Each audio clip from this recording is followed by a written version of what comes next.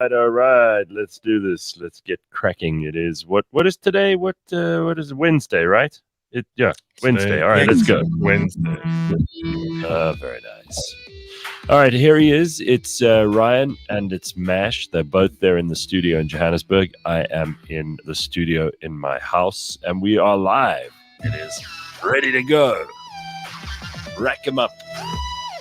Let's go, bitches. All right. How you doing, Mash? I hardly spoke to you yesterday. I kind of saw you like as I walked out. I had to go to a meeting, and you were busy with other stuff. How you doing? What's news with you? Gareth, I am feeling amazing. My skin is glowing. I am just on Oh, clouds right now. oh, the blood cleanse. Is this what you're talking about? Look, the proof is This in is the bullshit. pudding. The proof is in the frame. The proof is in the Oh frame. yeah. This product actually works. It actually does. Let's Nash, just are we really remind going to everyone. kick off the show with this? Like, Yeah, I think we are. We I are. think we are too, Ryan. So Lebang told us yesterday on the show that Mash is doing this blood cleanse stuff. I don't know. He's been told by his significant other he's got to do it. So you don't even have an option here, right? You were kind of forced into this.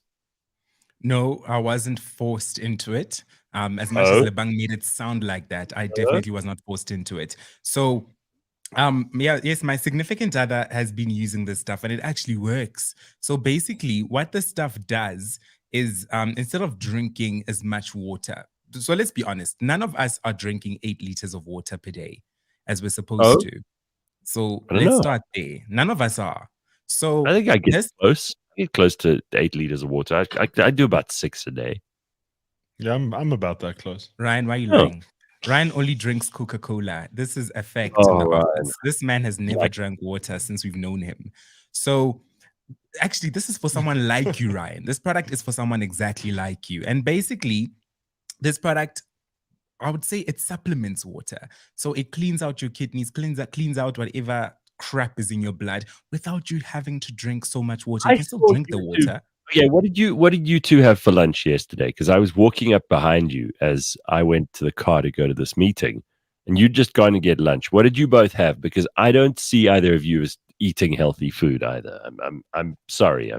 I've seen how Uh, much takeout shit is brought into that office, especially by Ryan. Ryan is the oh, king of takeouts in our no, no, no, office. no, no, no. Ryan Yeah, has yeah, Popeyes, Burger King, definitely. pizza. Yesterday he was Yeah, having pizza. Him and Khomolemo decided right. to get some pizza special. I was The thing is, disgusted. guys, I have a job to do here. I don't have time to cook here, you know? Don't have time to do any Listen, of that. So anything that's quick, Ryan, don't get all go sensitive. grab it. Everybody knows you work hard. Don't get all sensitive. We're just saying that you eat a lot of shit as well, which I think is Yes. a fair point, right, Mash?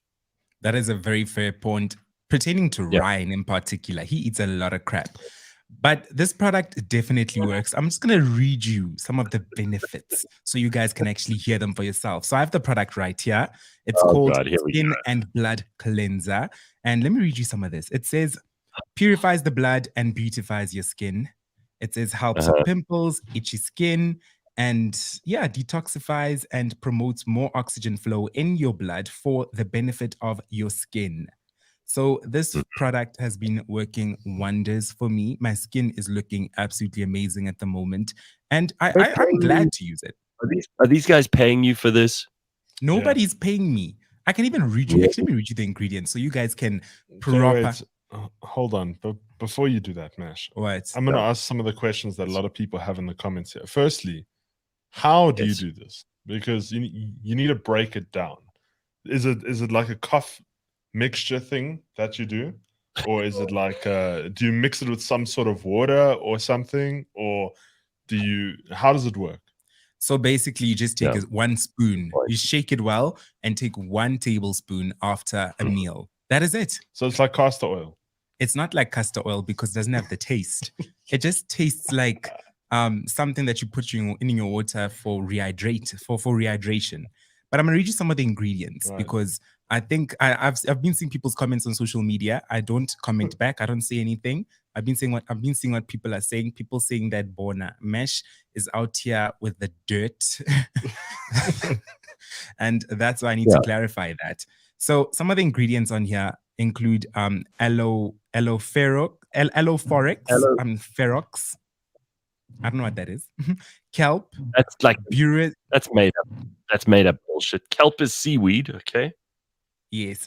Brewer's yeast, ferrous sulfate, ginseng, and folic Iron acid. sulfate.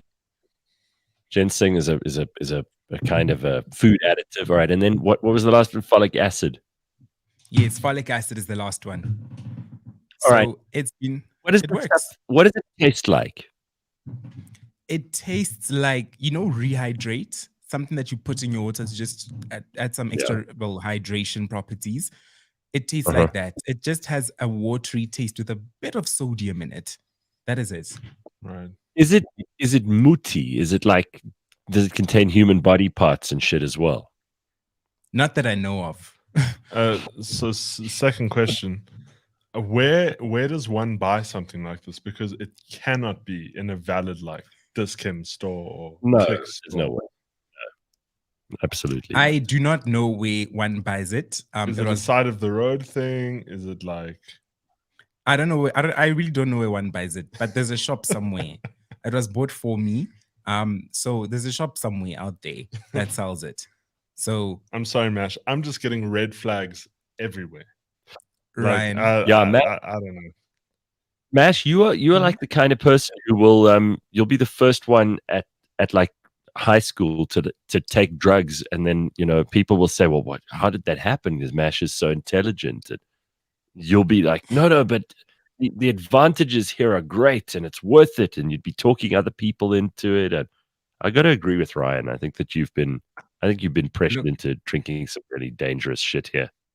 I was not pressured into it, Gareth. I promise I definitely wasn't. But well, you're kind of right. I will be the first person to take drugs in high school. You would definitely, and I think you would do a lot for love. Like, you would be pressured into doing crazy shit for love. So even if you say you're not pressured, I think that maybe you were pressured. You see, Lebang introducing this product in that way is why you guys think that. Lebang should have just said, look, Mash is drinking a product that's making his skin glow, quite literally. And it works. It works. The proof is in the pudding. I'm going to give you all a spoon. Just, Mash, form a line. I'm not taking no spoon. We're good. I won't. I don't want to smell any of that shit. Sorry.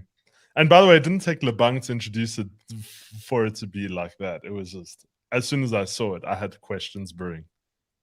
But look, firstly, Mash, read what's on that label, please. I did. No, on the other side. Read the other side. What does it say? Oh, there's another side that he's left out. There's another on side purpose? that he's left out. It's literally all the warning signs. Go, Mash, read it. Okay, this says warning: keep out of reach of children. Do not exceed the recommended dose. Not to be taken by pregnant and breastfeeding women. No medical claims are made. This unregistered medicine has not been evaluated by SAFRA for its quality, safety, for intended use. This medicine is not intended to diagnose, treat, or cause or cure rather any illness or disease. This is dangerous shit. That's telling you, this is all over it. It's been a witch. Basically, a witch has been brewing this in a cauldron somewhere. That's what's been happening. What I'm saying. And Gareth, it's also like, it's a white color. Is it white? It's white, right? Yeah, it's yellow. That's even worse. There's an old lady in a forest with a huge big pot, and she's stirring the pot, and she's going while she's doing it, while she's mixing Mash's shit. I'm telling you. But that's what that is. Works. Please, everyone, just give it a shot. But Mash, genuinely, why do you need your blood cleansed if it's internal? How does it work? Mash, what's the point of it? I said this to Lebang yesterday. You have this organ, you have two of them actually in your body, called kidneys, that their whole job is to clean your blood. But there's still lots of toxins in your blood. There's still lots of stuff that they can't clean out. So this assists your kidneys more than anything. Like what? Like just toxins. George says, and I think a lot of people agree, you should just come out and say it, that it's actually cranberry juice. Because it looks like Looks The like bottle fun. is red, but the product inside is yellow. But it definitely works. And I see even in the comments, well, I saw someone say, "Look, Mash actually does look amazing." So it Uh-huh. actually does I don't work. think that's got to do with the serum though. All right. Oh, it's Bronyan. Bronyan Bukes is Yeah. like, don't listen to the mesh. It's already making you glow, shining bright like a diamond. So the product Oh, actually sure. works. It actually does He what's it. finds the one. They're like 100 comments, and he finds the one which supports Yeah, his case. exactly. This is like this is typical Twitter behavior. You know, you see all these people are like, "Oh no, I don't do that stuff. That's not right." And then they'll find the one person on Twitter who agrees with them. And in this case, it's like the one person who thinks Mash is looking. I mean, you look exactly the same to me as you did last week. I look And the week before that. well, thank you. But also, it actually works. And this is not the only product that I'm taking. There's actually another product that I've been taking for quite some time now, called Jixmer. Jixmer. It also does the trick. It's actually part of the reason why I lost so much weight. Not garage oil for your car. No, this one you can actually buy at Food Lovers Market. And basically, it's a black, it comes in a big bottle and it's black. Mash. And you just take a spoon. I'm and- sorry. You should never buy healthcare products from a Food Lovers Market. Why not? It's in the name. It's Food Lovers Market. It's got nothing Says to the do guy with. the guy walks in with a packet of. You see, I just actually don't think either of you are in a. I'm not the healthiest person in the world either, but really to take health advice from either of you is just probably the worst idea. Taking health advice from Ryan is the worst Well, idea. actually, no, that's a lie because at home, I have to live the healthiest lifestyle because of my dad's recent liver issue. We've had to make complete lifestyle change. So literally every night it's like vegetables or let's chicken. No, well, no wonder you red top up. meat. No wonder you top up on bullshit when you get to the office. Ryan is the most unhealthiest person I've ever met. Okay, Mash. Now you're just He eats Popeyes, he eats takeaways like nobody's business. So You two calm down. What we've realized is that you both. And by the way, even if the stuff is useless and it does nothing and it doesn't do any harm, it's probably just, if you think it's doing you good, then you'll believe it. Your body gets better. It's that placebo thing that they talk about, the placebo effect. Anyway, George Meany, actually, he shouldn't talk. He's like telling people to drink espresso, Disprin, and cayenne pepper. He says I wouldn't do that either. It doesn't sound so good for you. I just basically, I'm not going to take health advice. After what we learned from COVID, even doctors I'm looking at suspiciously. So I'm not in any hurry to try any shit. Yeah. No, that's but then it's different for me because especially in terms of this product in particular, when your partner when your significant other is a doctor, it's a bit different because they actually understand and know the ingredients and yeah. Are you saying that this is a doctor that told you this, not just your partner? And they are in medicine. They're in the medical field. So I had to trust it. But they're not some kind of like herbal doctor. They're not one of those what do they call them? Homeopathy. Yeah, homeopathy or no, not homeopathy. I also can't pronounce it. I feel like Kevin Hart at that event. Homeopath. Yeah. All right. So not a homeopath. I meant to ask you two about this. I saved this for today. So have either of you heard about these revenge songs that apparently Shakira's got one for her ex, and the other one is obviously Taylor Swift. She's constantly writing revenge songs. And then I heard that this week there's also Miley Cyrus. There's that song of hers, which is a revenge song. It's called Flowers, yes, I think. Flowers. Yeah. You know about this? Right? I'm not making this up. They are revenge songs. It's a real thing. Miley Cyrus went all the way with it, even for the music video. Yeah. She filmed the music video in her ex's place. Yeah, I like the song. It just sounds like she's very bitter and twisted. Is this a new thing that these people basically just sit there and spend hours and hours writing songs about how they wish they were still with their ex? Shouldn't they move on? But this is the in thing at the moment. So I mean with music at the moment, it's about just portraying your emotions. If someone hurt you, you better share that. I mean, Beyonce made a whole album about how Jay-Z cheated on her.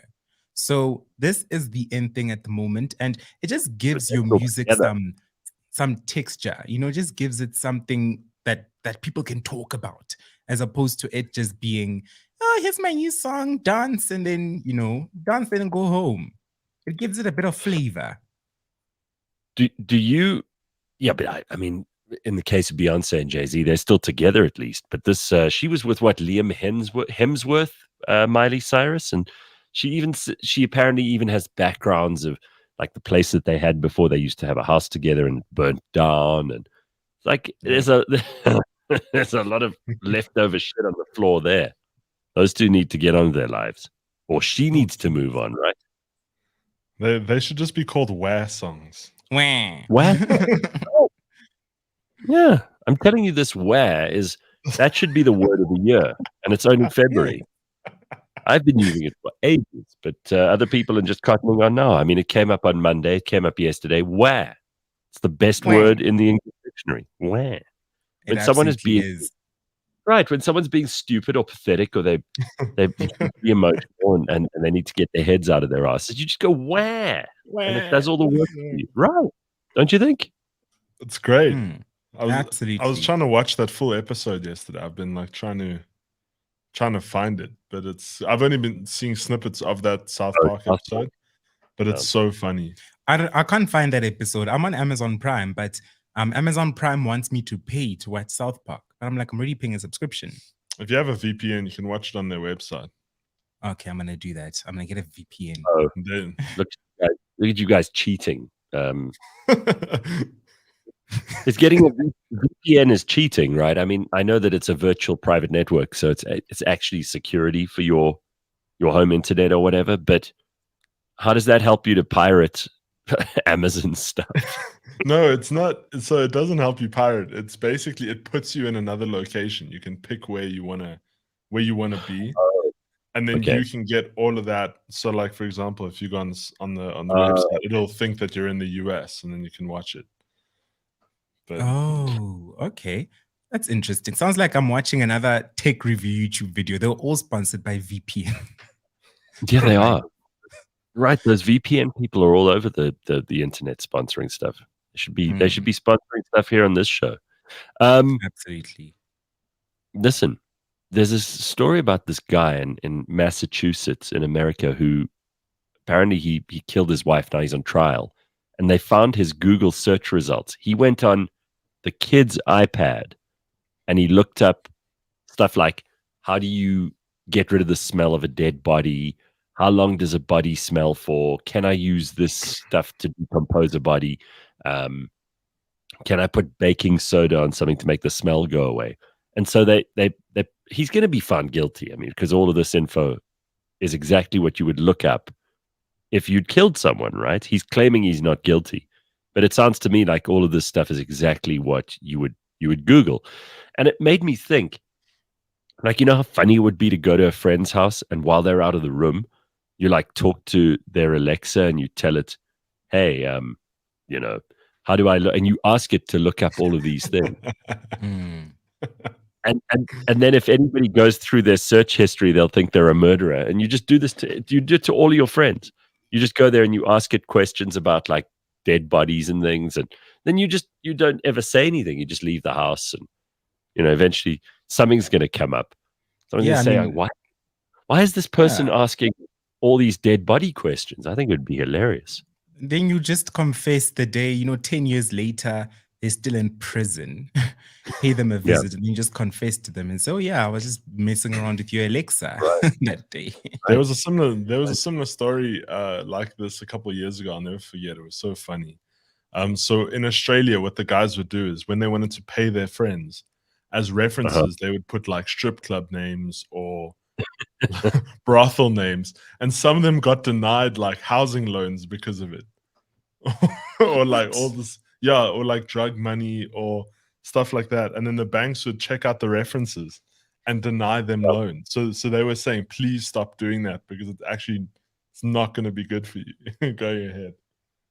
Well, I was telling one of our clients who came to visit us the other day. I was like, well, we've moved to a much better neighborhood now, because I used to always tell people where we were in Rivonia, I was like, well, we're behind those the Chinese, I would say, the China Mall. I'd say we're behind China, and we've got teasers here, and we've got the Grand over there. So it's strippers and Chinese shops, basically, in our previous location. Now where we are, it's like, oh, the U.S. Embassy and Discovery, and all these fancy places. City Mall. Yeah. Now we definitely moved on up like the Jeffersons. Like Absolutely. We got a deluxe apartment now, as opposed to the shitty neighborhood of Rivonia with all the potholes and the Chinese shops that sell things for like 50 Rand for like a jungle gym for your kids. It'll collapse in like 3 days. And the strip clubs and like hookers on the corner at like 5 a.m. when you come into work, sticking their leg out into the road. And we've got a much better neighborhood now, don't you think? Don't forget about that club that was across the road. Which one? There was the beach. No, the beach was a different one. I think it was Madison's. Oh yeah. I remember there were stories. I think it was you were telling me, Gareth, about Flax. When you guys had a couple parties there or whatever, and Flax would literally go to the party and then come across the road for work. You'd sleep on that sofa in our office. Oh, right. Yeah. Whoa. I even did that once. Like about a year into Cliff Central, we had a big party across there that was it was our event, and I didn't want to go home at like 12:30, 1 o'clock, get an Uber. So I just came across the road because my car was parked at our office, and I slept on that sofa in my office for like an hour or two, and then I got into the car and I went home. I was like, I'm not going to do. I can't remember the last time I did such. Actually, I do remember a few weeks ago.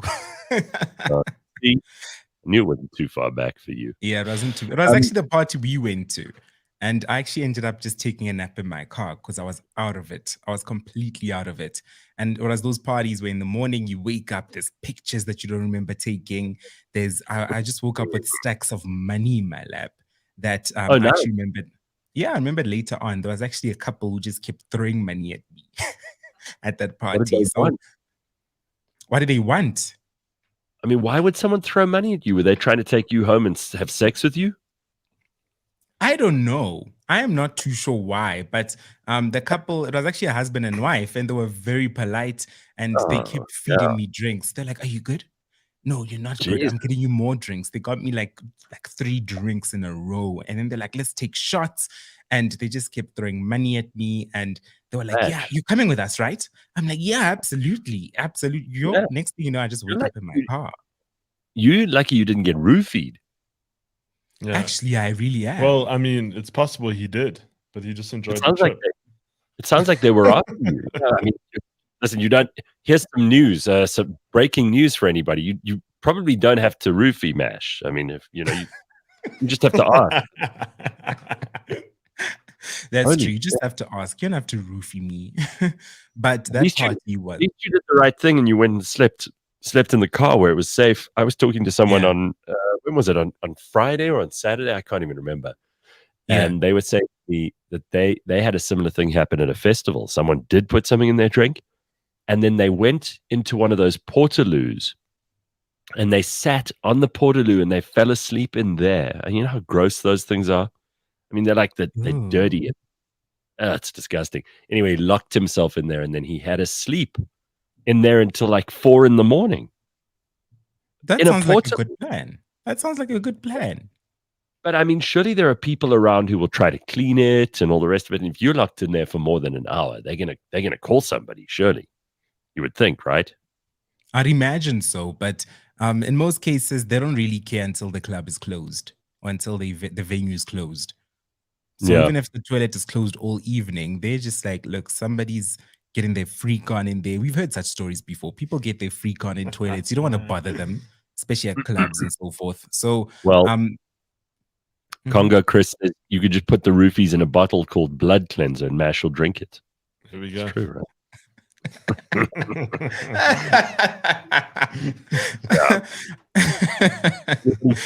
Anybody goes and searches Mash's search history, they'll see like, how do I look young and beautiful for longer? And mirror, mirror on the wall, who's the fairest of us all? That kind of thing. That's what you'll And get. Jixma will show up. Blood and skin cleanser will show up. These products work, is all I can say. I'm going to bring some, leave them in the office for everyone to try. Yeah, sure. I think you're working for these guys. Secretly, I think this is your side hustle. I am not. The way you keep promoting, I'm telling you. Because I've seen the results for myself, and I want everybody to experience these results as well and feel as amazing as I do. He sounds like one of those Herbalife women who come and knocking on your door and they're like, "Oh, hi, away from Herbalife." The Herbalife people have gotten desperate. They're now coming your DMs and start flirting with you. And once you're hooked, they're like, "Oh, I also sell Herbalife, by the way." And you're like, okay, I will buy because you're like so cute and you're like flirting with me. Wow. It's always some girl with abs and stuff like that. So yeah, they had to level up. They had to level up their strategy as well. Nico says he's fallen asleep on the throne once. I couldn't sleep on a toilet. Yeah, no, I don't know. I don't know how you did that. Like, that's got to be one of the most difficult places to fall asleep. It's like an airplane seat's even more comfortable than a toilet. Everything's more comfortable than a toilet. And I actually know someone who once fell asleep in the toilet. And they were, where were we? I can't remember where we were, but they literally fell asleep. And I actually had to jump over to get them out. And I was like, dude, what are you doing? You had to climb over the stall? Yeah, I had to climb over the stall to get them out of the toilet. Because they were completely out. They were like, I'm just going to go pee. And this dude was like, he just sat down to pee and he just never woke up. Oof. That's not a great place to fall asleep. First of all, because anyone can get to you. I mean, how hard is it to break into one of those toilets or even a portaloo? The lock is like a plastic thing, right? It's not a... Exactly. It's also dangerous if you're out, by the way. Back when I used to go to my to clubs with friends of mine who used to be DJs there. If you were in the bathroom for long enough, they think you're doing cocaine, and so then the bodyguards would come and like try and kick you out. What clubs are you going to where they think you're doing cocaine? When I ran that, some of the places you go to really concern me. Says the guy who goes to places where you take off all your clothes and walk around like there's nothing weird going. Yeah, sure. Yeah, sorry, man. Mash. Mash, I don't know what, like in his head, he separates his own behavior from everyone else's, and he's always got something to say about someone else's, but he forgets that he's done way weirder and more bizarre things. He's got a thing called main character syndrome. Yeah, exactly. That's exactly right. That's what he has. So here's the funny thing, right? I'm most scared of those portaloos because I think I've seen too many of those comedy movies where people pick up the portaloo with like a crane and they load it onto a truck and take it away. So I'm just shit scared while I'm in there, even if it's just to pee or to wash my hands or whatever. I'm always terrified that someone's going to lift the portaloo up and take it away, and I'll like when I walk out of the door, I'm going to be in a totally different place. Jeez, no, I don't think that's something you should be worrying about, especially in this country. I mean, who has the time and a crane? I was going to say the resources. The resources to do such. But yeah, don't tell me that wouldn't be a great prank. If someone fell asleep in a portaloo and you loaded it onto a truck and you took it to a totally different province, and then when they woke up there the next morning and they're like, "Oh God, where am I?" and they walk out and there's just like a lake and there's no other people. And they're like, "Where the hell am I? How did I end up here?" That would be hilarious. That would be the best prank ever. That would be very terrifying, more than anything. Yeah, right. Absolutely. But also, I wanted to find out. Speaking of Ryan's friends and them going out and people doing coke in the toilets, y'all go to funny places, Ryan. But I want to find out how to deal with friends who are flakers. Flakers as in friends who partake in planning. So whenever you plan something, they are invested. They're there. They're like, listen, I'm going to be part of this planning. I'm going to go there with you, friend. Let's plan. Let's go to Thailand together. Let's go to Durban together. Let's do these activities. Let's go Oh, yeah. roller skating. And they partake in the planning, every single inch of the planning. We even make a group chat. Yep. And then when the day arrives, when we're supposed to do the activity, when we're supposed to go to treetop adventures or roller skating or even bowling, it's not high level stuff. There's always excuses.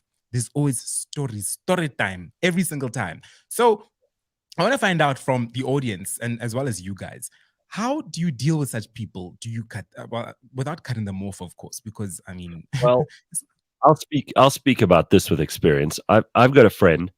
Every time I make an arrangement with this dude, he on the day has some bullshit to cancel, and he's got like the most severe FOMO in the whole world. So wherever you are, whatever you've planned, even if it's an amazing thing, like, it's some kind of a party with all the other people that we know, or it's someone's birthday or whatever.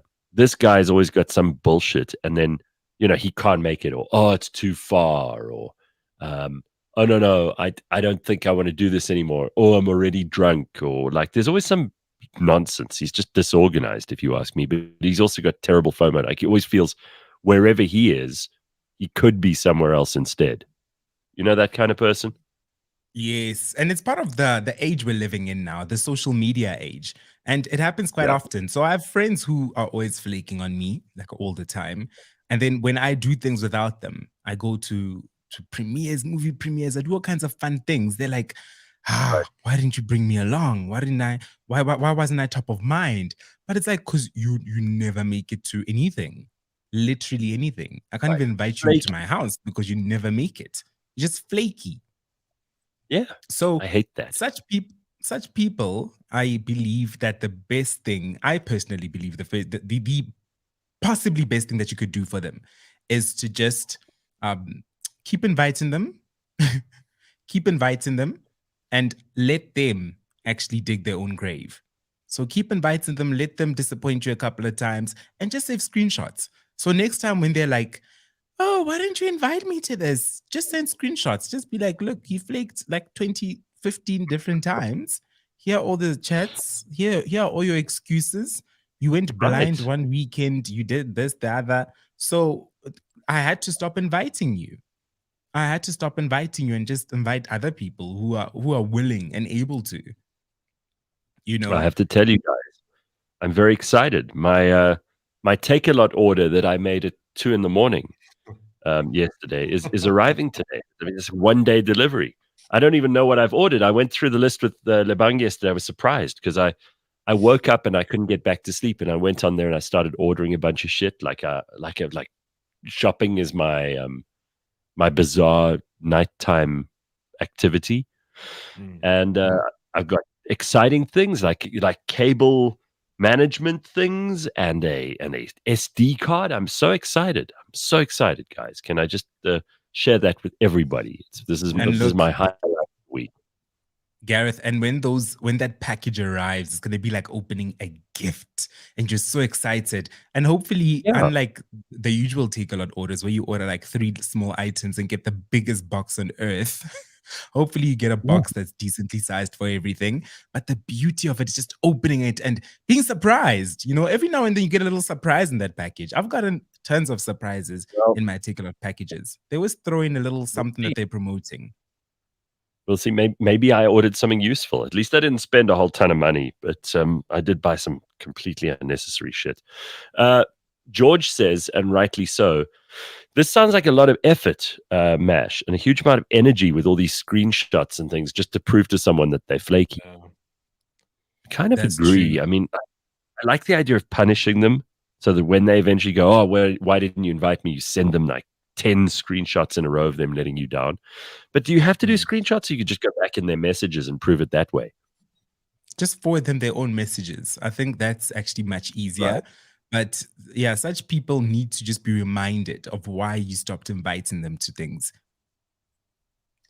I don't even go that far. I just don't care. I'm like, I've gotten to that point now where if I don't beg people to come out, it's like, I'll invite you once.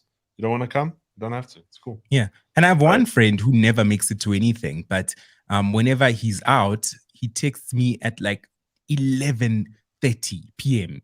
11:30, he'll text me and be like, "Hey, we here, come through." And I'm like, "Hey, bro, I wasn't part of your plans. It's Yeah, either you I'm could part of see your you, plans or I'm not." or you were the backup. You were like, oh well, if Oh. this person doesn't, then we'll invite Mash as like the backup plan, which I think is so rude. Exactly. It is the If I rudest thing on earth. if I get the feeling that I was invited at the last minute and that you actually wanted someone else there and I was just the backup plan, there's no chance I'll come. I don't care how There's cool the no thing is. chance. Mm-mm, No. mm-mm. And also, if people say I'll let you know or I'll see, it's a no. I always say that. Don't like just tell me outright Yeah. no. Don't give me this thing of I might come, because you know what? Yeah. That's not for me. Because I like receiving the same energy that I put out. So whenever I'm invited to anything, I'm always like, yes, let's go. Yes, yes. Or I'll just straight up be like, I can't make it. I have something else happening that day. So when it comes to these friends, whenever I bring something up, hey, I saw a special on Hyperly on massages or something. And they're like, I'll see. I'm Hang like, on a look, it's a second. no. Don't even What bother. did you call? What did you say? They're hyperly. Yes, Hyperly. What's hyperly? It's an app that I use. It has all kinds of specials. Look, if you're listening right now, you should get this app. This app, I'm plugging you guys right now. This app basically You're has like, specials. like if it isn't blood cleanser, it's some secret massage site where people come around to your house and give you sexual pleasure. Is that what that is? No, Hyperly is actually an app for where like there's deals and specials and promotions that most companies actually put on. So restaurants actually have specials that they run on Hyperly. For example, there's some Right. restaurants that have for 99 Rand, you can get 2 breakfasts with 2 coffees for 99 Rand. And these are specials Wow. that I always run to. They're always my first option. So on a Saturday, I'll just text one of my friends, one of my close friends, and just be like, look, there's a special on breakfast at some other restaurant, 99 Maybe- bucks, breakfast for two coffees. Let's go. Maybe if I did that instead of buying like stupid shit on Take-A-Lot, then I would be excited by my purchases. I'd go, oh well, look, I got this amazing breakfast. I'm looking forward to going for this breakfast. Wouldn't that be cool?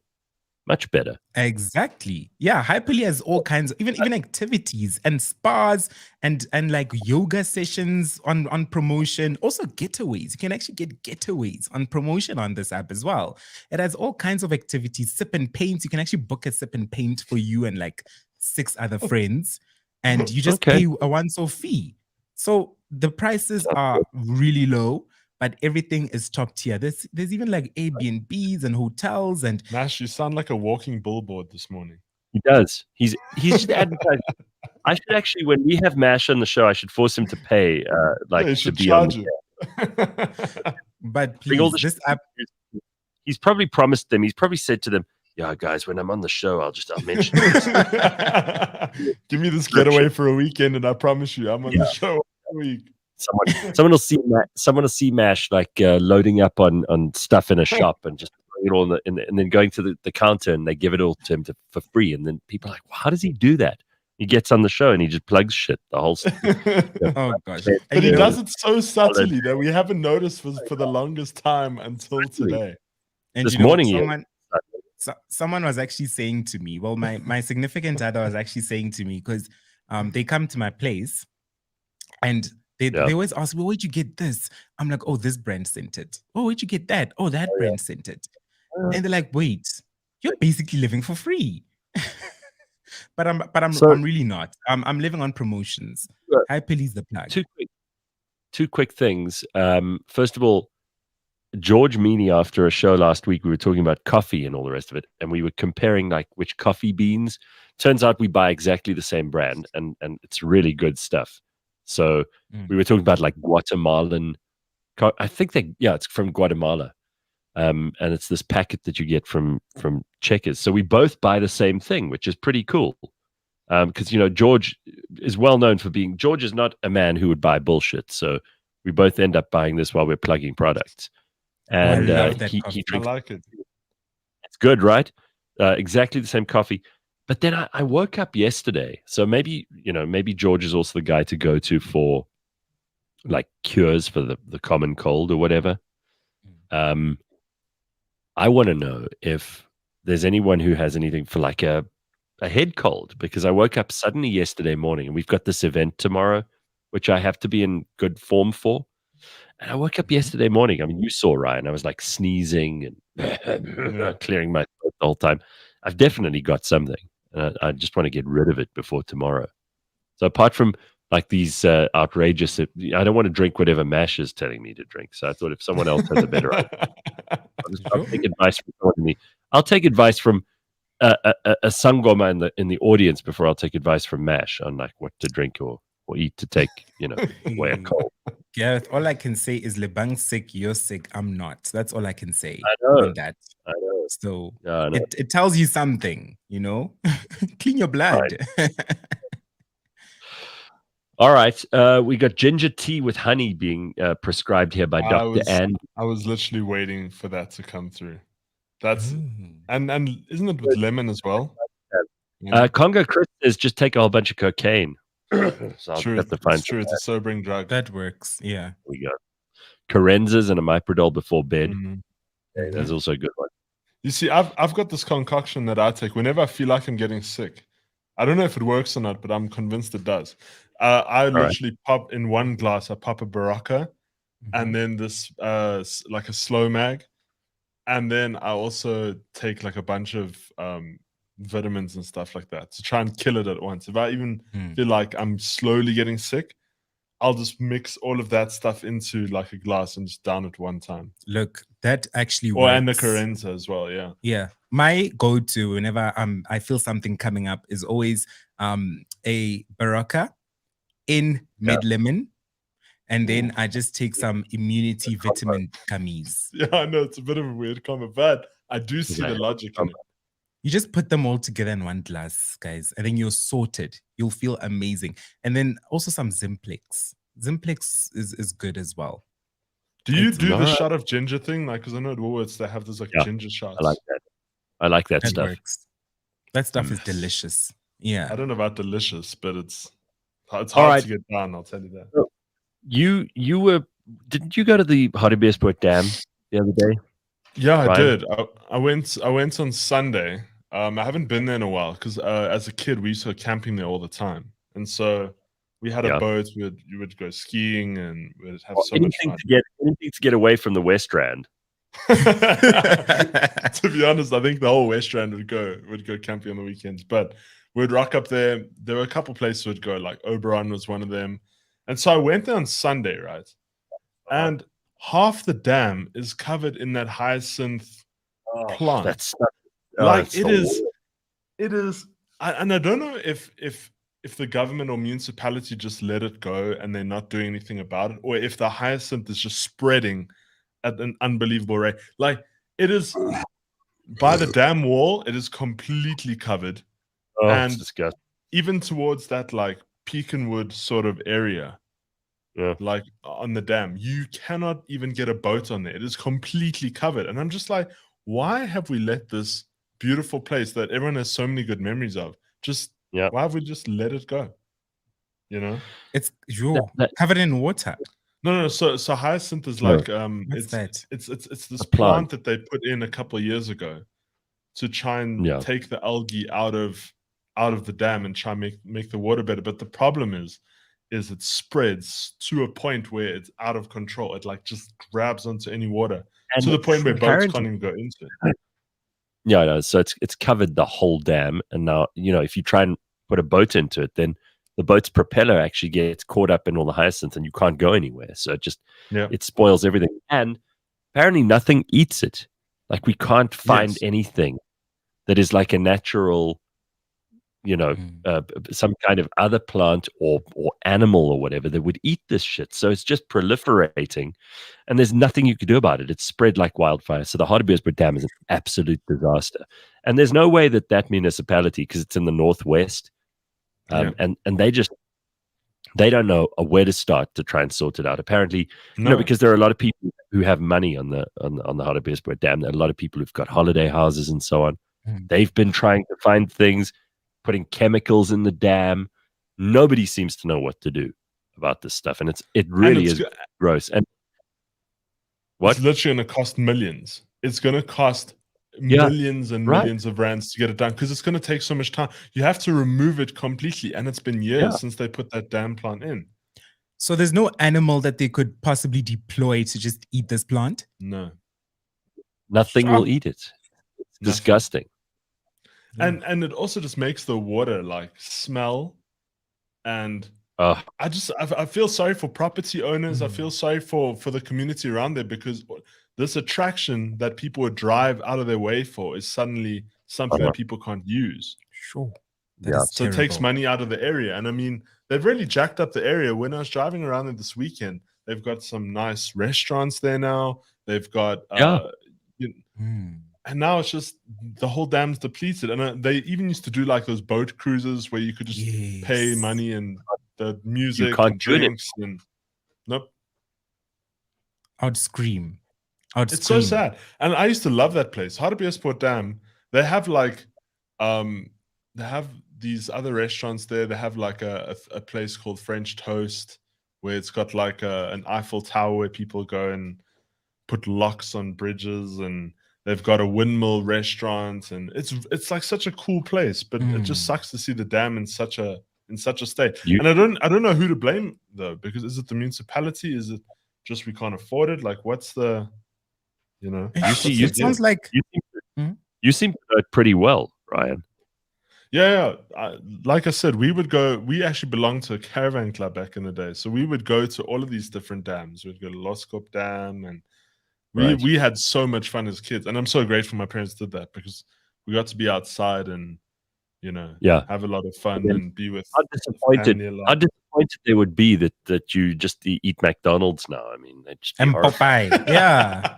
They'd be very disappointed. Do they know that when you leave home in the morning after eating your veggies, you just default back to default settings? Oh, again, Mash, main character syndrome. Like, he says the guy who's drinking the blood cleanser and going to parties where he takes off all of his clothes. I mean, would your parents be thrilled to hear all of that stuff? They would not. They would not. No.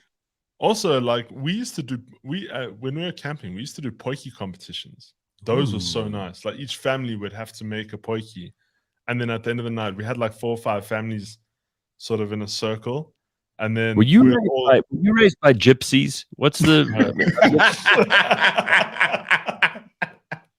potjie competition? I was like, what? No, it's like, so much fun. There's like a circle of families, and they all look after the kids together. And I mean, geez, wow. No, can I tell you what? We'd literally get home on a Friday, and then my dad would get home early from work.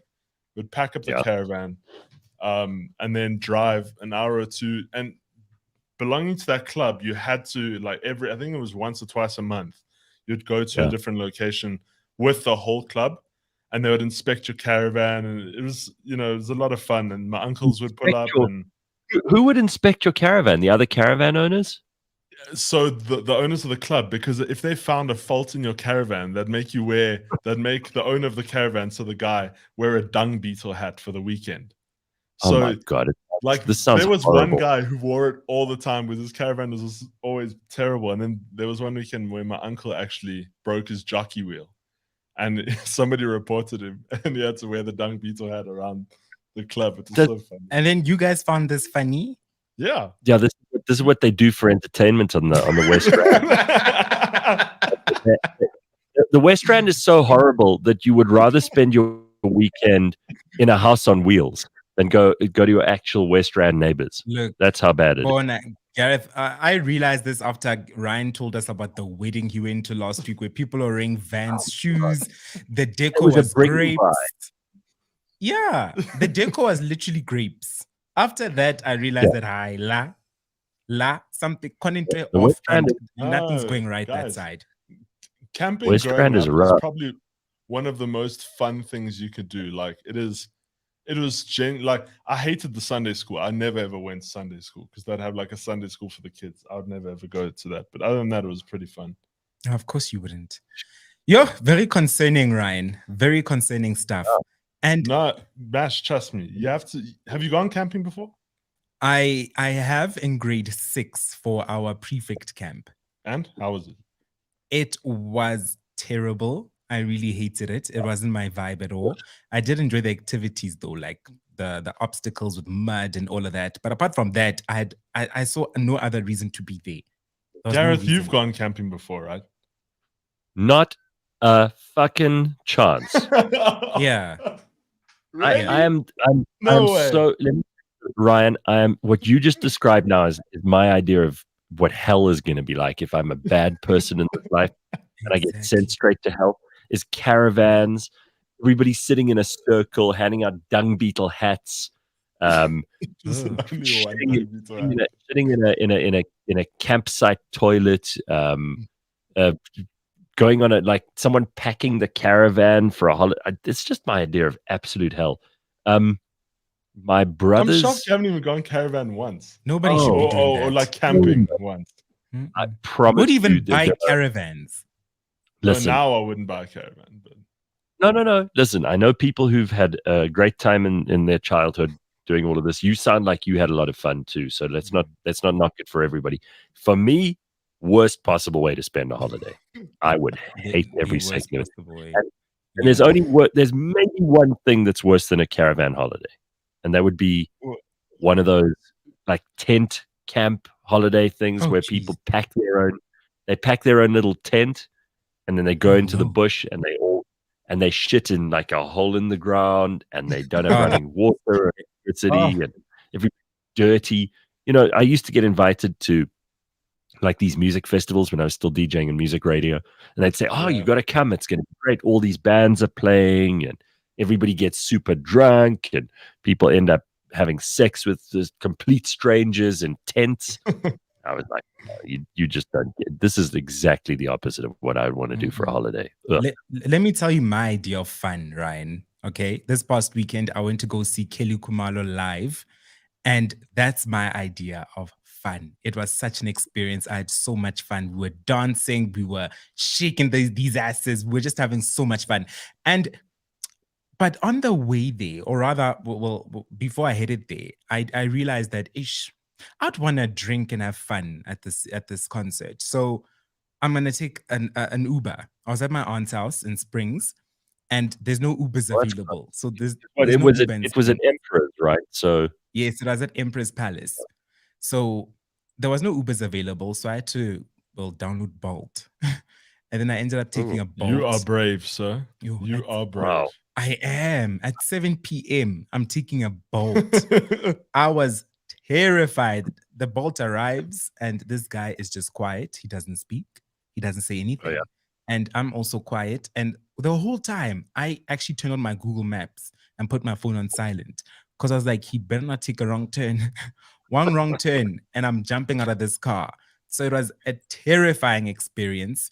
But the concert itself was amazing. Did I tell you, this friend of mine, he took a Bolt from the airport once, and then he got out at the destination, and the guy drove away with his bags. I see. That sounds typical Bolt to me. Yeah, Bolt is shady. Bolt is shady. You guys are saying I'm promoting brands. Not now. And it's a thing of even the drive. Some of the drivers are even terrified themselves, because it's like a cycle. A few questions here from Slippery Pickle. Says, Ryan, did you guys park the caravans in a lager? I don't know what that is. What's a lager? A lager is what the foot trekkers used to park there. They'd put all their ox wagons in a circle, so that if they were attacked, then they could shoot out of the circle like at Blood River. So all the women.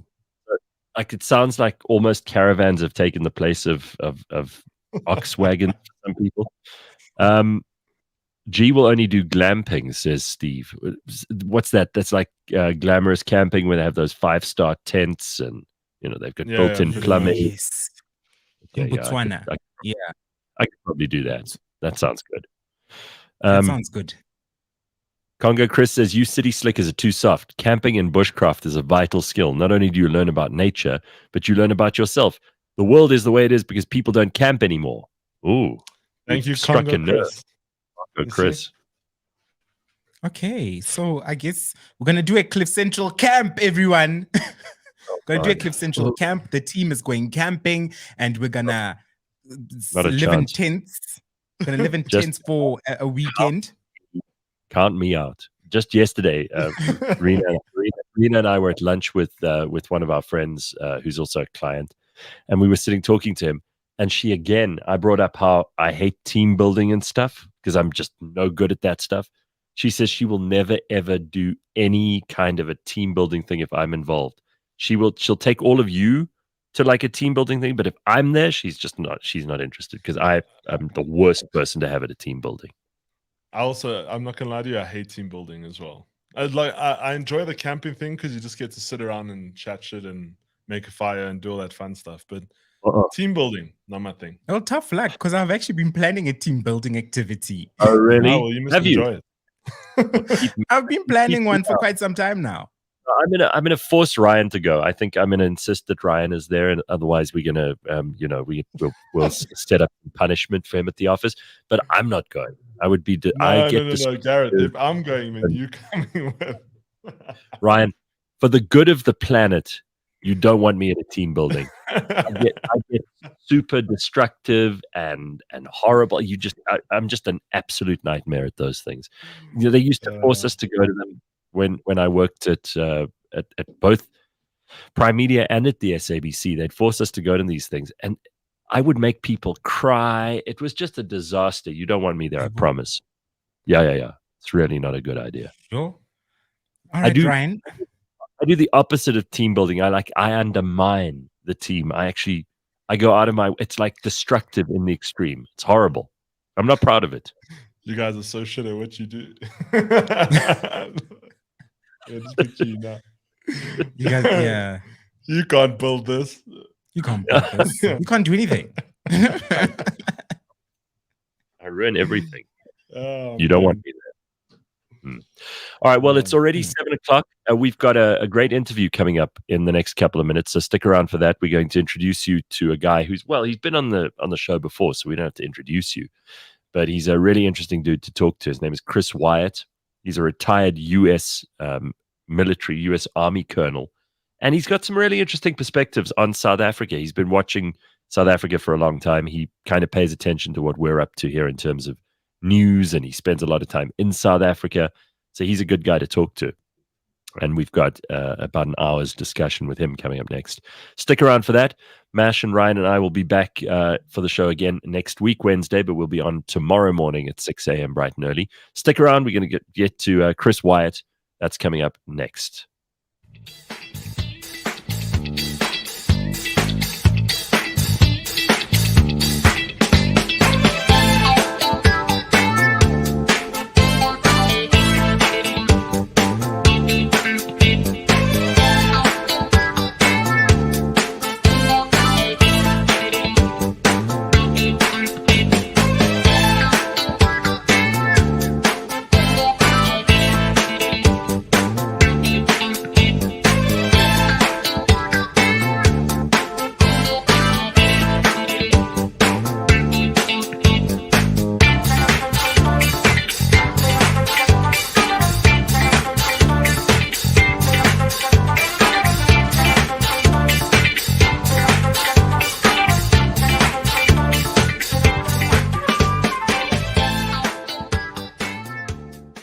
What did I do for Valentine's Day? I didn't do anything, I didn't get anything, but Mash did.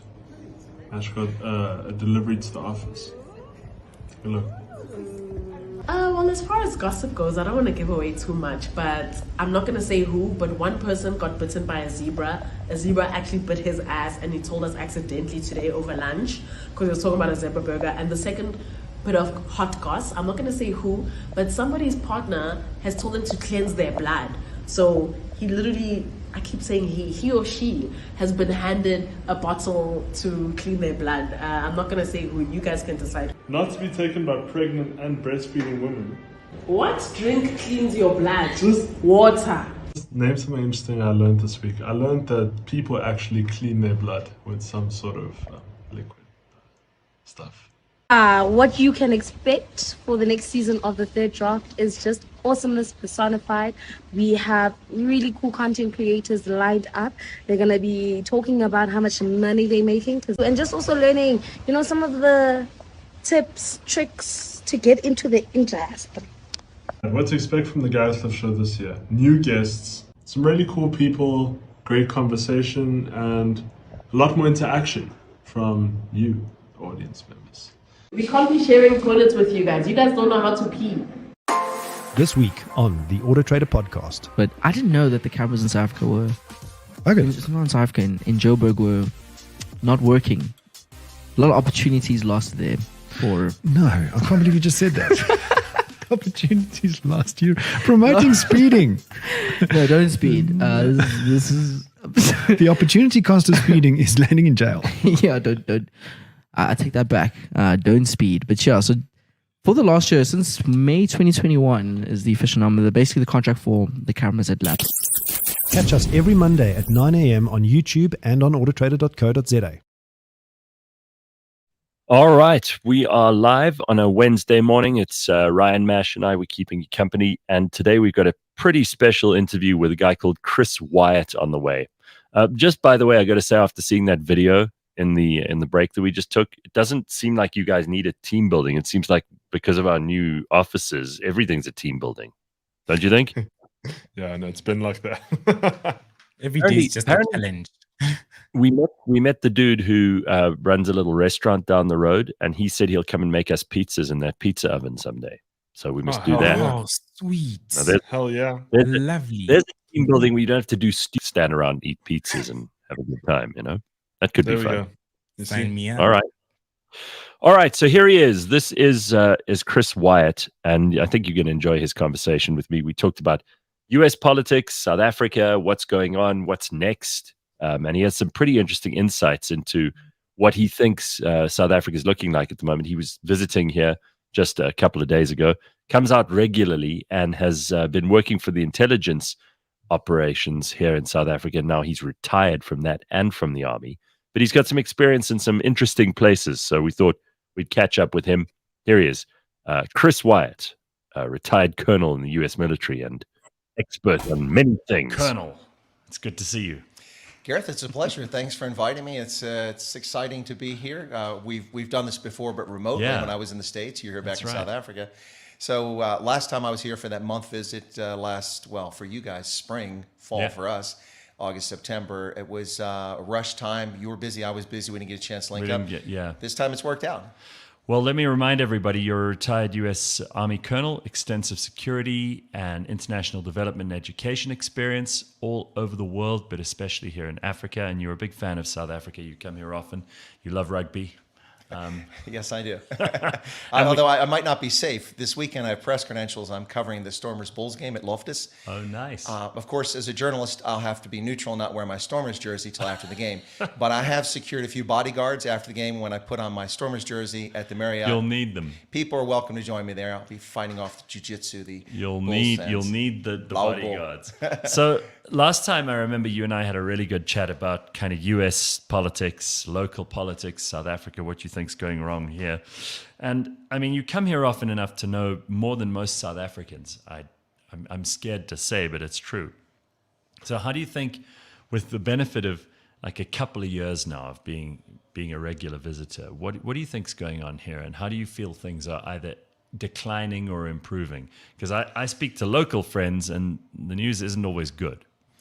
Well, more than a couple of years. It's about 30 years I've been coming to South Africa. And of course, because of the hiatus, we'll call it, because of for a few years there, I'll call it the hiatus, I was unable to travel internationally after I retired from the Army in 2019. So my first visit was back, 2018 I was here, and then it wasn't again until 2021 when I came, or excuse me, 2022, gosh, 2022. So I came last August, September. It's the first time. I saw a demonstrable difference in how things were here, just economically, how bad things were. So many businesses, so many lodges, bed and breakfasts, hotels that I stayed at, restaurants are gone. Yeah. Vaporized, completely destroyed by the lockdown. Well, let's just talk about that for starters, because I still haven't bitched enough about this. Let's. And it's your platform. I'm happy to join you. we had this conversation before, and you and I both said the the mistakes that these governments have made, your government in the US, our government here, pretty much all of them except Sweden, are actually And Taiwan. are inexcusable. I mean, the fact that they've done such absolute lasting damage to the population, to healthcare, to the economy, to everything else, and that they've gotten away with it is absolutely outrageous. And I don't think there are enough people who are as angry as we are. I mean, I really think that there needs to be some people need to be hauled in front of tribunals, put on trial, and put into jail for the damage they've done. If you did this in any other place and time, the government would be held to ransom. They'd have their feet put to the fire. Why do you think that they've gotten away with this all over the world? Well, before I answer that, let me say I agree with you 100%. 100%. In fact, these are crimes against humanity. Yeah. And they're, sadly... Do you remember people couldn't, I mean, just from a purely emotive point of view, people couldn't visit their dying relatives in hospital. My mother couldn't go to hospital for her cancer treatments and is dead as a consequence. There we go. There's a death that they need to answer for. There we go. She had stage 4 metastatic lung cancer, which was a 4-month life expectancy. But they gave her one of those newer drugs from Abbott. I think it was Keytruda or Truvada, one of those. But you have to have intravenous injections twice a month at the facility. So she went to the hospital. For 18 months, her cancer froze and started to diminish. She was living a good life. She was taken off that medication because she was no longer allowed, because only COVID patients could go to the hospital. Right. And within 90 days, she had cancer throughout her body and was dead within 5 months. I'm so sorry. No, thank you. It's the death I attribute to this. And yeah, so why did they get away with it? Because, I don't know, I guess while the rest of us were looking the other way, our governments were taken over by a cabal of leftists around the world. I mean, thank goodness Mr. Ed is gone in New Zealand, Jacinda Ardern, she's finally gone.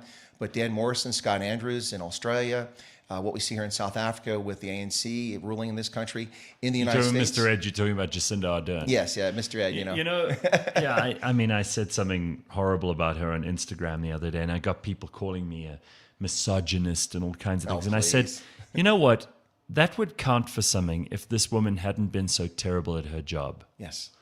And I would accept that criticism if I wasn't also criticizing male leaders all over the world. Trudeau and company, who've done as bad a job. How the hell have these leftists, because you hit the nail on the head there, I think we can skip right over the rest of it. How have they become so absolutely unquestionably powerful? And why is it that people still see them as the people who are compassionate and caring and want to help people? They're not. They're the very people that are exactly what they accuse everyone else of being. And they've proven it with their reaction to COVID. They've done more damage than good. They are not the compassionate people. No, and they've gotten away with it because, at least in America, they've done exactly what Ronald Reagan warned everyone about. They've used our own institutions against us. You win democratic elections, and there are consequences to them. And as a result, we see what's happened in the past, well, under Obama, and now we see it under Biden, what's happening, just totally irrational governmental decisions. Our national debt, $32 trillion. And just a decade ago, 12 years ago, it was $11 trillion. And a decade before that, it was $3 trillion. This is insane. And that's not even the full size of it. When you include state, county, municipal, corporate, personal, mortgage debt, unfunded pension liabilities, America owes over $200 trillion, mostly to Americans. Our foreign debt isn't the issue. It's mostly Americans who hold 2/3 of our debt. But that's an insane. Our GDP is only $27 trillion a year. It's insane. When will we pay this debt off? And they're burying us. You have to wonder if there isn't some big conspiracy to destroy our currency with quantitative easing, printing more money. In fact, if it hadn't been for the abuse of the dollar, the euro would have collapsed a few years ago with the Greece and the Italy and the Spain and the Ireland crisis. Austerity. Yeah. Which didn't seem to be austere enough. How is it that your government has come to such a place where I saw Joe Biden the other day claiming credit for reducing the insulin price, which he did in the State of the Union address, which was done under Donald Trump. He if anything, he put it on pause. Remember? Gareth, what kind of Joe Biden is a serial plagiarist. He's a serial liar. I mean, it's documented. I don't know how anybody falls for it. Didn't he say he came here to South Africa and he basically? I met Nelson Mandela at Robben Island in Soweto. Yeah. Oh, okay. Yeah. Okay. Folks, Soweto is an acronym. It stands for Southwest Townships, located not too far from here in Right, Johannesburg. right. It's not an island off the coast of Cape Town. It's about 1,200 miles So let's apart. talk about your president, okay? Sure. Because I hear people saying that he's demented, that he's senile, that he no longer has the cognitive abilities that you need to carry around the nuclear football, let alone all the other disastrous decisions he's already made and has already injured the American state with. I mean, you talk about this huge debt. He's printed more money in the course of his presidency than has ever been created in all of human history. Well, but the damage done not just to our economy. Is he but globally. crazy? Is he old? Is he senile? Is he Oh, he's crazy? definitely old. Is he? Well, ask this question, Gareth. When Trump came to office, they hired psychologists to determine his cognitive ability from a distance. Where are the psychologists determining Joe Biden's? We have lay people going, he's wacko. We don't need a psychologist. It's interesting. There's no effort to follow what's going on with Biden. But look at our foreign policy. It's incredible. Not just Biden, but what the Democrats in particular do, and their friends in the Republican Party who are willing accomplices, like fellow travelers, the rhinos, Republicans in name only, not true conservatives.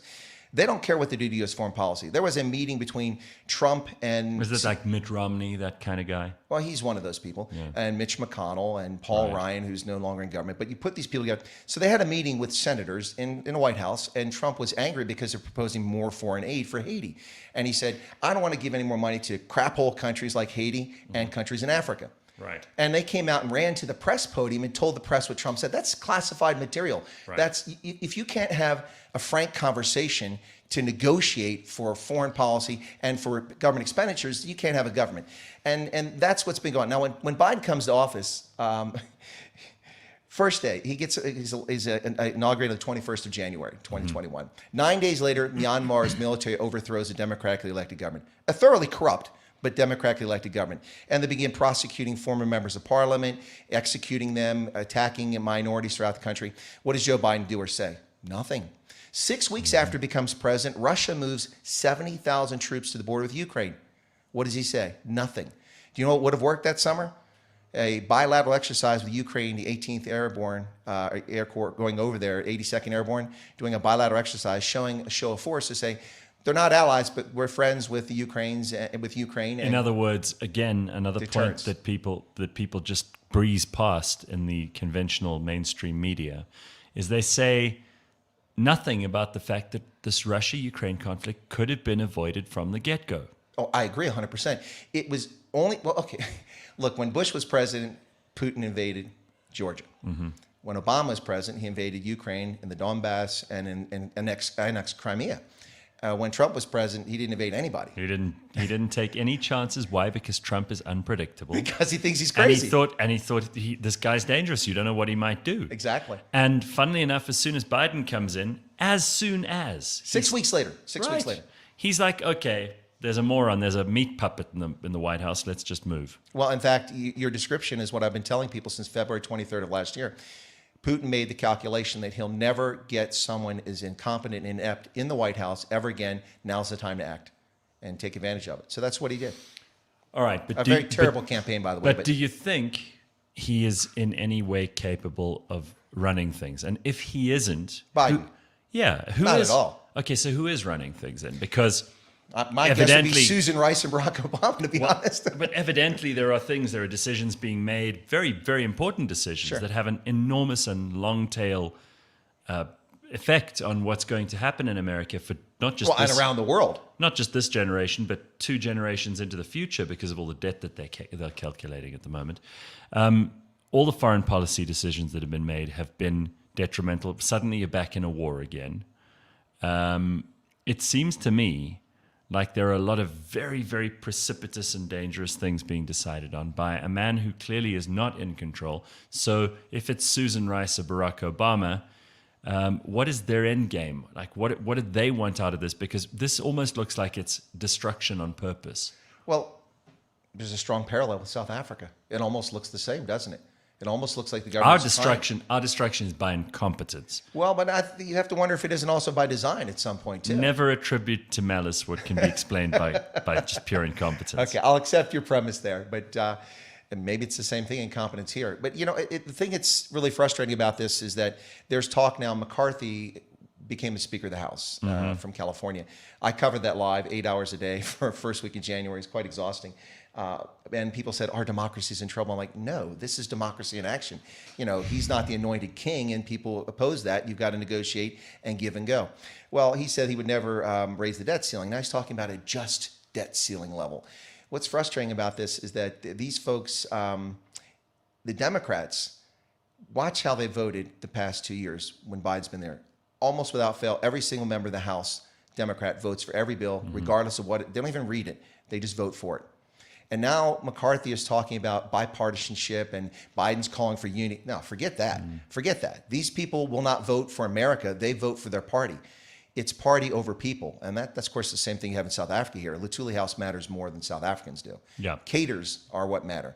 Cater lives matter. That's all that matters in South Africa. Right. And it's the same thing in the States. It's politicians' lives matter. It's not the people. That doesn't mean there aren't legitimate members in the House and in the Senate and in our state government, but there are too many people that are beholden to political parties, and we see the outcome. It's horrific. Now, this kind of thing in history, and I know you're a student of history as well, doesn't have a very pretty picture for the people in charge in the long run. And what I mean by that is that very often the people reach their boiling point. And in South Africa, there are already mutterings about a tax revolt. There are people who are saying they're not going to pay any. In fact, our SARS commissioner just last week was quoted in the news as saying, "Oh no, South Africans will always do the right thing," but they might not. No, they might not. Especially when, like American taxpayers, they feel like, hang on a second, and this is where I really want an opinion from you first, and then we can talk about tax more generally. Sure. But people do get to a point where they've had enough. And the question I want to ask you is, do you think the average American taxpayer is happy to have trillions sent to the Ukraine? Do middle Americans, and I'm not talking about, coastal elites who meet at dinner parties and cocktail parties and in rarefied spaces and clink their glasses and say, "Oh, it's terrible what's happening in the Ukraine," because I don't even think they care. To be perfectly honest, they tell each other they care. It's a kind of virtue signaling to prove that you're pure of thought. But do you think the average American gives a damn about the Ukraine? No, I don't. I think that the entire situation with the Ukraine from the outset, and let me be clear in my position before I answer about this. The war is unjustified. Putin is wrong, but so is Zelensky. So is Biden. Biden is fueling a proxy war, as is Jens Stoltenberg at NATO. That's my view on it. This is all avoidable. It shouldn't have happened. But I don't think the average American cares, and it's taken over a year for people to realize after seeing $145 billion going to Ukraine. And we're sending them M1 Abrams tanks, and it's a joke. We're sending one battalion's worth of tanks. It's not enough to change the conflict. It's just enough to show that we're still engaged, pretty much, I guess, to pressure Russia. The whole thing was unnecessary, but Americans are getting angry about this now. They're angry that all this money is going there, and it seems endless. I became especially angry, not that I was a fan, but became especially angry when Zelensky spoke before our Congress, which is a privilege. Very few foreign leaders have ever gotten to do that. That really gives you an elevated stature. Ellen Johnson Sirleaf came and spoke to our Congress, and it was a big, important event for Liberia. So it's rare that it happens. He came and said, "Thank you for $45 billion. It's not enough. Give me more." Are you serious? Your wife was in Paris spending $60,000 buying clothing and bags in the middle of a war, and you want money from us? Take it, buddy. Foot sec. So I think a lot of Americans are tired of it. And tax in general, do you think it'll ever get to a point where Americans will be as pissed off as South Africans are right now, where they're saying, we're going to find alternate ways of not paying or of paying our taxes to a different set of people so that we can find a way around this corruption and this outrageous spending? Well, the tough thing is that for Americans, much of the taxation we have is baked in. You can't avoid it. So payroll taxes come out of your pay if you work for an employer, regardless of what you do. And let's just be clear about something. Sure. Prior to somewhere in the beginning of the 1900s, tax was not a part of the American system. Well, we had levies on foreign goods. We had excise taxes, things like that, but we did not have an income tax. There was no income tax. It took an amendment to the Constitution to allow that. One of the worst amendments in our country's history, because that's led to the exorbitant growth of the federal government. It has, because for those who are not familiar with the American system, we are a republic of sovereign states. So 50 states inside a republic. The central government is not supposed to be all powerful. It was all weak under the original Articles of Confederation, so we came up with the Constitution. And that system worked for a long time. But because of the imposition of the income tax, the government continually takes money out of the pocket and gets bigger and bigger and finds a reason to spend it. They keep talking about we have a taxation problem. We don't. We have a spending problem. If you look at what the budget is today, what it was 20 years ago, the government's taking in 2.5 times the revenue it took in 20 years ago. It's not delivering 250% more services and goods. And it's just spending more beyond that. So yeah, it did take a constitutional amendment to make income tax, but that's not the only tax. I pay federal income tax, I pay state income tax, I pay local income tax, then I pay sales tax in my state. Every state can levy that. And then I pay for my cable bill. My cable bill is, you're gonna pass out when you hear this, folks. I pay almost 5,000 Rand a month for cable. Now, the reason I pay for that is because I need the broadband access to do my broadcasting. So it's also kind of a business thing. But that bill, 48% of it is taxes and fees. My bill has gone from $159 a year and a half ago to $271 because of additional tax and fees that I have no say over. My property taxes for my house that I purchased have gone up 50% without a new valuation of my house in the last 7 years. This is insane. When I look at everything I spend, people talk about America being a low tax country. Over 60 to 70% of my income goes in taxes. It's insane. Yeah, you kind of have to ask yourself, how did it get this carried away? That a bunch of people who are doing very little productively are parasitically living off the rest of us. Good description. It kind of drives me a little bit crazy. Now, we've got to talk a bit about what's been going on with NATO. We got to talk a little bit about the Ukraine. And you mentioned already that you think that it was avoidable, but obviously now that, we're in it. That horse is bolted. We're in it, yeah. So how do you see this, especially with your military experience? How do you see this wrapping up? Because I've spoken to a couple of people recently. Most impressive guy was last week. He's an expert on Russia and the Ukraine, and he's been in and out of Moscow for years, and he's told me about the Wagner Group and what their involvement is. It sounds to me like neither Putin nor Zelensky at the moment have any real incentive to wrap this up and to get back to peace and to allow people to live their lives and to allow normal trade and for the resumption of relations between countries. They want this to carry on. Both of them are incentivized against ending the war. Absolutely. And that's been my argument from the get-go. There is no incentive. Why is no one talking about the Minsk agreement? Why is there not been a single offer? Where is Biden's his offer to do a peace conference?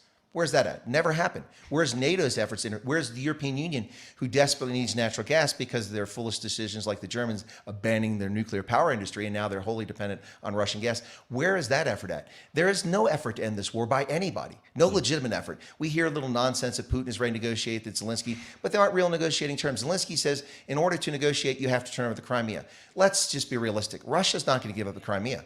Well, Obama let that happen and did nothing about it. Not that it was his place to stop it. It's not going to change. It's a fait accompli. The only way you're going to get the Crimea back is to conquer it. And Ukraine doesn't have the capacity to do that. So both parties have nothing to gain by ending the war and everything. Look, Zelensky's getting money, world fame, attention. I mean, he used to be a piano player. That's what he did on stage. He used his penis to play piano. And he's president of Ukraine. That doesn't mean he's not capable, but I'm just giving you an idea about the background, who the guy is. So neither one of these are credible actors, and neither is Biden or NATO at trying to end this conflict. People talk about the military-industrial complex, and that's what's fueling it. I think that's nonsense. The amount of money, it's billions, but the amount of money going to defense industry isn't what's driving this. The geopolitical distraction is what's driving this from the Western perspective. While our governments are doing things that people aren't paying attention to, they're focusing on Ukraine. Things are happening behind the scenes. We have crazy legislation being introduced in Congress all the time. That's been put to a stop with Republicans taking over the House for the short term. But if the Democrats what do you think? Because the Republicans have only really been there for a short while. Yes. But one of the things I think everyone's talking about is the Twitter files and the fact that these Twitter execs were grilled the other day by the Republicans. That was something to see. And it may just be theater. A lot of it is, because this doesn't really affect the way that ordinary people's lives are lived. Maybe as much as some of the bills, the spending bills that they've passed in the previous Congress. But it does affect people because this is the world's town square. This is where people exercise their freedom of speech. So in context, how important do you think this is? Well, I think it's critically important for people to see it, but there's an effort by the government and by the political left in the mainstream media, the legacy media, and also, the propagandists for the government to try to distract from it, saying it's just, there's nothing to it. I saw The Hill write an article basically saying it's a big nothing burger, when that's actually not the case at all. They've caught these people red-handed. I mean, when the government, through the Federal Bureau of Investigation, sends a request to a private media company to stop someone's account from doing something or give them access to data from that account, if they do that without a warrant from a judge, from a duly appointed judge, then they're acting on behalf of the FBI illegally. Correct. That is a violation of the First Amendment of the Constitution. There is no higher violation of our law. And the fact that the leftists and the media running around saying that there's been no violation, the Republicans have nothing here, it's nothing burger, is utter nonsense. Most of us knew, those of us involved in social media, knew that this sort of thing was happening. I can attest to it personally from my experience on YouTube, what they did to me repeatedly. Yeah. It's genuine, it's real. And it's not just wackadoodles. I don't run around and go, Dominion, ooh, aliens from the sky. Although one of our generals is saying UFOs from I saw you. I wanted to ask you about, well, listen, I mean, they're already going to say, just seeing you and me sitting talking to each other in a studio, someone somewhere is going to say, oh my God, this is like some right-wing Of course. Well, conspiracy we theory lack show. sufficient pigmentation. Yeah. And we probably have the wrong gender Oh, analysis. no, we're screwed. No one wants to hear from us, right? But the fact is, like, there's so much weird shit going on at the moment that you cannot help but ask these questions. Yeah. And I'm afraid if COVID did anything, I was very worried at the beginning of COVID because I thought, government's back in business all over the world. Yeah. Now they're going to start, getting involved in our lives in ways that we thought we were rid of them. But actually what COVID's done by showing how incompetent and how bad at their job these guys are, and how nefarious they are, and also, frankly, how deleterious they are to our actual well-being. I think they've shot themselves in the foot. I reckon there are probably a lot of people in big government world who were saying to themselves, this COVID thing is great because it gives us a chance to clamp down again. And sure, they did that. But I think they're going to have a very tough time doing it again. And it's made a lot more people suspicious of them than might have been before. Well, last year at the Conservative Political Action Convention in Orlando, which I went to as a journalist, there was someone put shirts out that they're selling. They're always selling stuff like that at these events. And there's a shirt and a cap, which I have. It says "Awake, not woke." And I think what's happened because of the scam or the pan or whatever you want to call it this past few years, a lot of people around the world are actually awake now. And I see that here in South Africa. If I could just divert to that for a second. When I was here 6 months ago, and in the past, you find a lot of South Africans are angry about, everything under the sun with good reason. Yeah. It's an amazing country, but lots of shortcomings, unfortunately. We all have them. 6 months ago, I talked to Zulu, Venda, Ndebele, Xhosa. I met a few Khoi and San, also Afrikaners, Portuguese, German, South Africans. And people were angry. And of course, a lot of the white folks were angry at the ANC. Not all, but a lot were angry at the ANC. This time, in KZN, in the Free State, in the Western Cape, and now here in Gauteng, what I've had is, I talk to petrol station attendants because I tip them all the time because they don't make much money and they give good service. Cool. I talk to waiters, I talk to clerks, or as people like to say, clerks in the shopping stores. I talk to everybody because I find everybody interesting at some level. And what I'm finding this time is almost to a man and woman, everyone I've talked to in South Africa is angry, but there's a difference. Most are angry at the African National Congress. And that doesn't bode well for 2024 for the ANC. A lot can change between now and then, but a lot are angry. And to me, that's an indication that maybe some people are waking up. Even believe it or not, people in the media are starting to see that. There are a lot of people who are it's like, shocking to see the media change its tone the last 5 or 6 months. Well, some of them. I mean, there's still going to be that kind of pray for Cyril crowd who, who will back the president no matter what. Well, we know why, because largely they're just a bunch of cowards. It's not particularly ideological or anything else. And corporate South Africa is also a bunch of cowards. Oh, no doubt about it. They're part and parcel of this whole mess. One of the problems with South Africa's economy is that people think you have all these brands, but I mean, a lot of all these retail chains and fast food places are all owned by one or two major corporate conglomerates, like Famous Brands owns all these things. Edgar's owned, but also CNA. a lot of them are also owned by foreign. That's true too. Businesses. Yeah. And the guys who run it here are actually just agents locally for that brand. Yeah. So they're terrified to step out of line because they've got a nice cushy job. Fair point. And if you live well in South Africa, you live very well. Indeed, that is true. Okay, let's just quickly circle back, in the words of Jen Psaki, to your comment earlier about this general, what's his name? Something with an H. I heard him just this morning, so we got to talk about this. Yes. Some unidentified flying object shot down over the Great Lakes. They're not sure how it Hectagonal shape. They're not sure how it stays aloft. This is what the general said. He says he's not sure if it's a kind of propulsion system, if there's some sort of buoyancy created by a balloon, and we've had balloons in the air in the last couple of days, haven't we? Yeah. What is this when a general says this in a press briefing? And I don't know whether we want to go into the world of conspiracy theories and aliens or anything else. But what the hell do you make of this? Because this is a very blatant admission by them that they shot something out of the sky that they didn't know what it was. And they shot it down without knowing. Right. That's a very good point. That's a very frightening statement. They would right never there. have admitted that publicly under any other administration. I think they're only getting away with it because the president doesn't know what the hell's going on. Well, just mention. Let's go back with Trump's president. Imagine a general comes out and says, "We shot something down. We're not eliminating the possibility it was alien." Well, they would pillar Trump. They would, even though a general said it. Well, that'd be the only story. Joe Biden didn't shoot down the Chinese spy balloon for 5 days? As it floated across multiple plain state missile and silo locations. And and then when he did, everyone was like, "Yeah, that's our man, Joe Biden, shooting things down." He's late and tardy as usual. I mean, unbelievable. Yeah. But let's just put the Trump-Biden stuff aside. Yeah. It is pretty astonishing that they would admit that they've shot something down and they don't know what it is.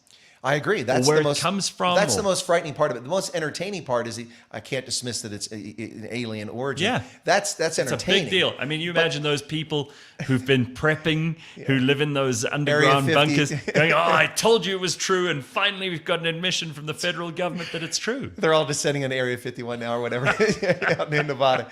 No, but that's the fact that they shot down something that they couldn't identify is very frightening. If I was Canadian, I'd be concerned.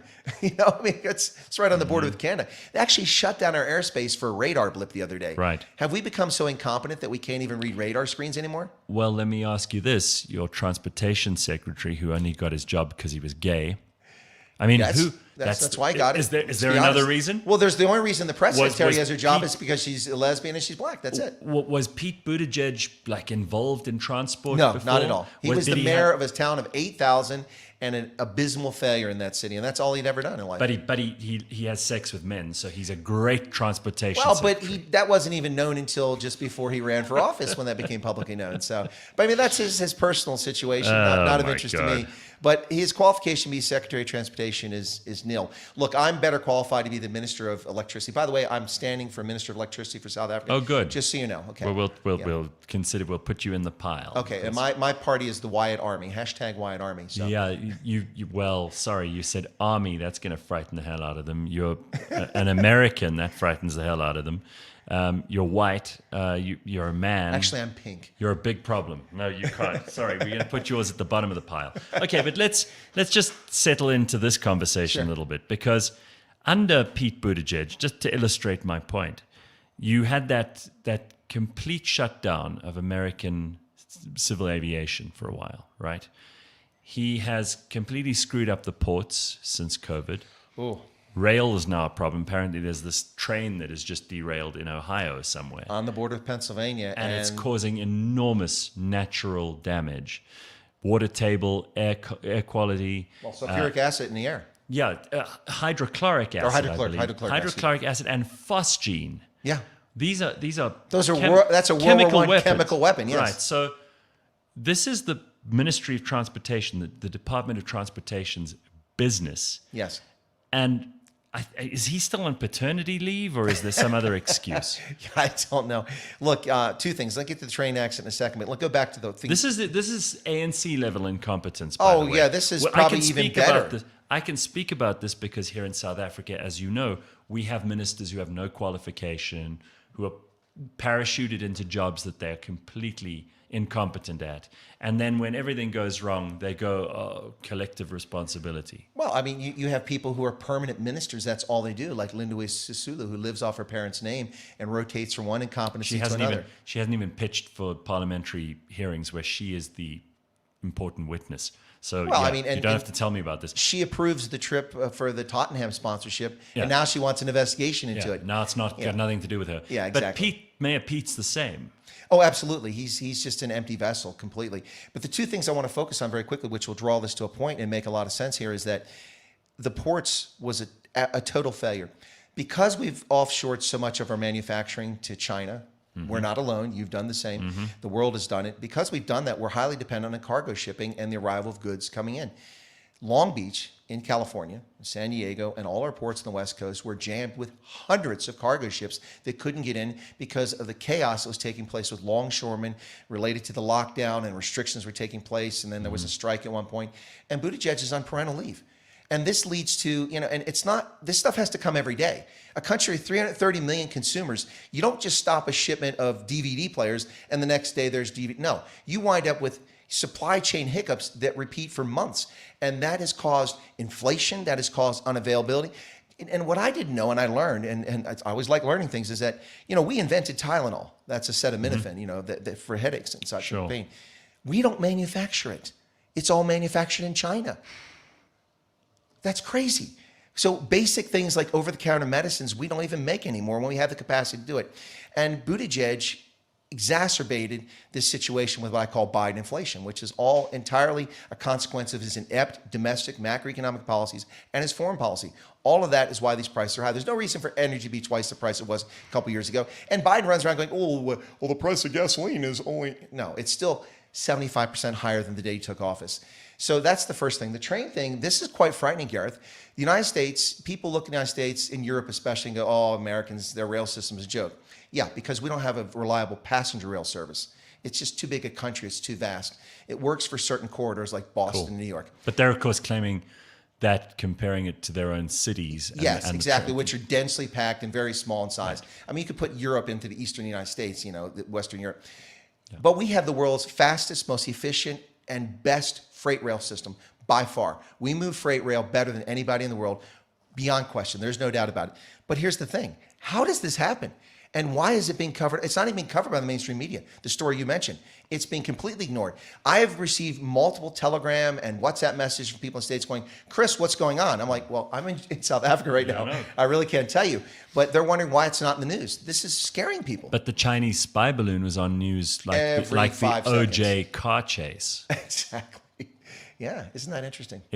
Look, it is weird. And again, I've got to say, before anybody hops on this and says, this is two crazy people who believe in conspiracy theories. No, it turns out that a lot of those people who believed in the conspiracy theories ended up being right. Yeah. On COVID and pretty much everything since. So here's the question I have to ask you. What do you think's really going on? And lay it all out there, even if it is conspiracy stuff. Like, what do you feel like these badly motivated people are actually after? What do they want? Well, it depends where you're talking about, but I think in general, it's about power and privilege. That's what these people want. These elites want power and privilege. Beyond that, I think that some of them actually believe, a small number actually think they're doing something right, not many. And others actually think, I suspect there are people that really want to just, destroy the whole system and rebuild it, because they won't be affected by it. I mean, the Bill Gates and the Klaus Schwabs and the Joe Bidens, they aren't affected by inflation or by fuel shortages or by load shedding or by people walking up and shooting you in the head at your gate. That doesn't happen to those people. They fly where they want, on jets when they want. They go to Davos. They go to Monte Carlo at their own leisure. The world doesn't revolve. It doesn't affect them the way that affects the rest of us. Private security and all That's the right. rest That's it's like you see these Hollywood celebrities complain about firearms, and then they're walking around. They got 4 bodyguards with pistols on them, but we can't have firearms. Give me a break. No, I think that it's a combination of things, and ultimately it's about power and privilege. In South Africa, for instance, we just mentioned this. The blue light escorts, the egos for illiterate, uneducated, or poorly performing members of parliament, ministers. That vote of no confidence, if it had been secret, the entire cabinet would have been gone here last year. There's no doubt about that. There would have been enough ANC members that bolted, mostly because they want those seats, and the other people would have been dumped. But these people live in a world that the rest of us don't deal with. I mean, you got to wonder how many of them actually got jabbed when they sat there for the photo and weren't getting saline in what's going on. People talk about that, but they live in a completely different world, and they like to lord over other people. And I don't know how we got to this stage, because 30 years ago, we defeated communism, the peace dividend, the world's wonderful. And then we started stumbling through a series of international fiascos like the Balkans and Somalia and many other things. Yep. And the world kind of geopolitically lost its way for a few years. We went from a unipolar world at the end of the Cold War with just the US to now a bipolar world with China's rise, maybe a tripolar world when you consider the European Union the third power. But I really think that a lot of these people, it's just about privilege. And you know, I wonder about Bill Gates. What happened to Bill Gates? Yeah, what Did did he happen get bullied to him? as a child? What happened to him? I mean, he was a brilliant entrepreneur. Yeah, so I also don't want to like become ridiculous and say he's the one who's trying to kill off thousands and thousands of people, and you know he's some Machiavellian evil, you know, supreme leader of the reptiles or any of that nonsense. But I do think Bill Gates he's become like this very weird guy who's, you know, every time they ask him a question, someone asked him the other day about his private jet. His answer was so garbled and nonsense. It was all about paying carbon taxes and things. I mean, essentially, he's just looking for a place to hide when a question like that comes up. Exactly. So how much of it's his principle? And you almost want to know who's paying the piper. And in his case, what's the point? I mean, he's got more wealth than he could ever spend. He's given away half his wealth, and he's still unbelievably wealthy, one of the wealthiest men in the world. You just have to wonder what's going on here. Now, what bothers me about all this stuff, Gareth, is that truth has just become a cheap commodity that's tossed aside. I mean, you mentioned carbon there. You know, I went to school, and in science class, I learned that carbon is important, carbon dioxide. Trees and plants need it. You know, they release oxygen for us, release carbon dioxide, they absorb it. And without that, they don't do very well. And these people that want to reduce carbon, the things that they want to do is just absolutely ridiculous. So for instance, we're going to give South Africa $9.7 billion between the European Union and the United States for the just energy transformation. So the South Africans don't Haven't you burn already coal. given it to us? No, not to my knowledge, no. It's still coming, is it? No, we did give $711 million to Aspen Pharmacare to produce vaccines and gave them the intellectual property and the centrifuges and all the equipment to make it. Could you tell me where the first COVID vaccine from Aspen's been delivered in South Africa or Africa? I can't. $711 million. Yeah. Anyway, but back to that. So we're going to give South Africa nearly $10 billion not to burn coal. So instead, we're going to ship it to Richards Bay, the world's largest coal terminal, ship it in kerosene-burning cargo ships, the worst polluting vessels on the planet, to Europe to go to German coal-fired power plants, and they're going to burn it there. Now, I ask you, how does that save carbon? It doesn't. But they love the scheme. The Greenies love that because they're just frauds, total frauds. All right, so you're here in South Africa again. What do you think that South Africa really needs? Because we hear about how, in 2024, you even said this yourself, the ANC is going to be in trouble. But are the opposition parties ready to do what needs to be done? And when we see how they've all behaved in coalition, and look, some are more responsible than others for the collapse of these coalitions, I don't believe for a second that all of them have the best needs of the people in mind when they make these coalitions, when they make any decisions as part of these coalitions. But there are some who are doing better than others. How do you see this landscape developing over the next 2-3 years? Because everybody says, when the ANC loses 50%, then everything will get better. But I think that's a very naive, very childish way to look at things. I agree for a number of reasons. First off, the ANC is already below 50%. The 2020 municipal elections, they got 46% of the popular vote, but only 31% of the population that was eligible voted. That means that 13% of the electorate actually voted for the ANC. Right. So that's well below 50%. Now, everyone else is below that, of course. So that's the first thing. Second thing, a year ago, after that election, now it's been over a year ago, I predicted that the ANC would get 38 to 42% in 2024 based on those circumstances. I stick with that estimate today, but I reserve the right to lower it going forward. If things continue to get worse, the ANC may do even more poorly. And the reason municipal elections are so important is because I urge people for a year before, unlike the political parties, I don't wait till 90 days before an election to start talking about it and handing out T-shirts and three-piece streetwise from KFC, and putting posters up. That's what they're doing. That's what they all do. Well, not all, but most of them do. They hand out T-shirts and they put posters up 90 days. You must campaign 365 days a year, 7 days a week, every day of the month. Bring people to your standard. You must convince them that you're there for their benefit and you represent them. You're not there for blue light escorts. You're not there for a salary. You're not there for perks. You'll get that stuff, but that's just remuneration for what you're doing for the people. But parties, by and large, don't do that. They just don't do that. They go and they disappear, and you never hear from them again until selection time. Then your mobile rings. Hi, we're from the DA. Hi, we're from the ANC. We like your vote. So the election coming up, this is what I expect to happen. The ANC will probably get 38%, maybe less. That's my prediction. Wow, So that low, huh? You got me right here. You predict. Well, look at the last one. Because of the insurrection, July 2021, which was either allowed or orchestrated. I like the way you called that an insurrection. It is an insurrection. Yeah. It was an internal insurrection Was in the ANC. January the 6th an No, insurrection? that's a joke. That's an absolute In joke. I was there America? as a journalist. I have 6 hours of video footage. There was Really? no insurrection. Okay, we'll get back At to worst, that. there was a riot. All right, so let me not distract you from your 2021. train of thought here. That was an internal insurrection in the ANC between the Radical Economic Transformation faction and others, because you can't say that there's a Ramaphosa faction because he doesn't have friends. No, he's just paying people to Exactly. Yeah. So there isn't like it's his camp. So that was internal, and there was intentional effort, in my view, by people within the bureaucracy, in the services, in the intelligence services, criminal police intelligence, and in the government, and in SAPS, to not take action. And it shows up in the actions. The police were not prepared. They had not rehearsed. They did not have ammunition. They did not have resources. They didn't prepare key strategic points. And on June 29th of that year, I predicted that chaos. Not to that scale, Gareth. I mean, I had no idea 350,000 people were going to loot and 354 people were going to die that we know about. I didn't predict that, but I predicted it in Canada. There would be chaos. There would be looting. There would be riots all over KZN because of the situation. If I can do that from the States without spies on the ground and signals How intelligence. come our intelligence services couldn't pick up a damn thing? Exactly. What? But, well, again, never ascribe to malice what you can't Incompetence. explain with incompetence. Well, and incompetence may have very well played a big role there. But it's embarrassing when the SANDF finally deployed, days later, they didn't have rations. They had to go jump in the queue. They didn't have ammo either. They had to ask civilians for ammunition. Well, the police didn't have it during the riots, and people had to fly it down in private planes for them. But when that internal insurrection happened, then let's roll forward to November 1st, when the elections take place, municipal elections. The DA is fond of saying that they're the only party that did well, but they're whistling past the cemetery. That's comical. You can't compare the 2019 election, which is what they're talking about, to 2021. That's national.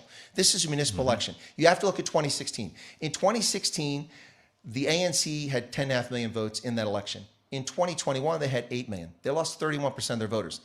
But look where they lost them. In KZN, people stayed away from the polls.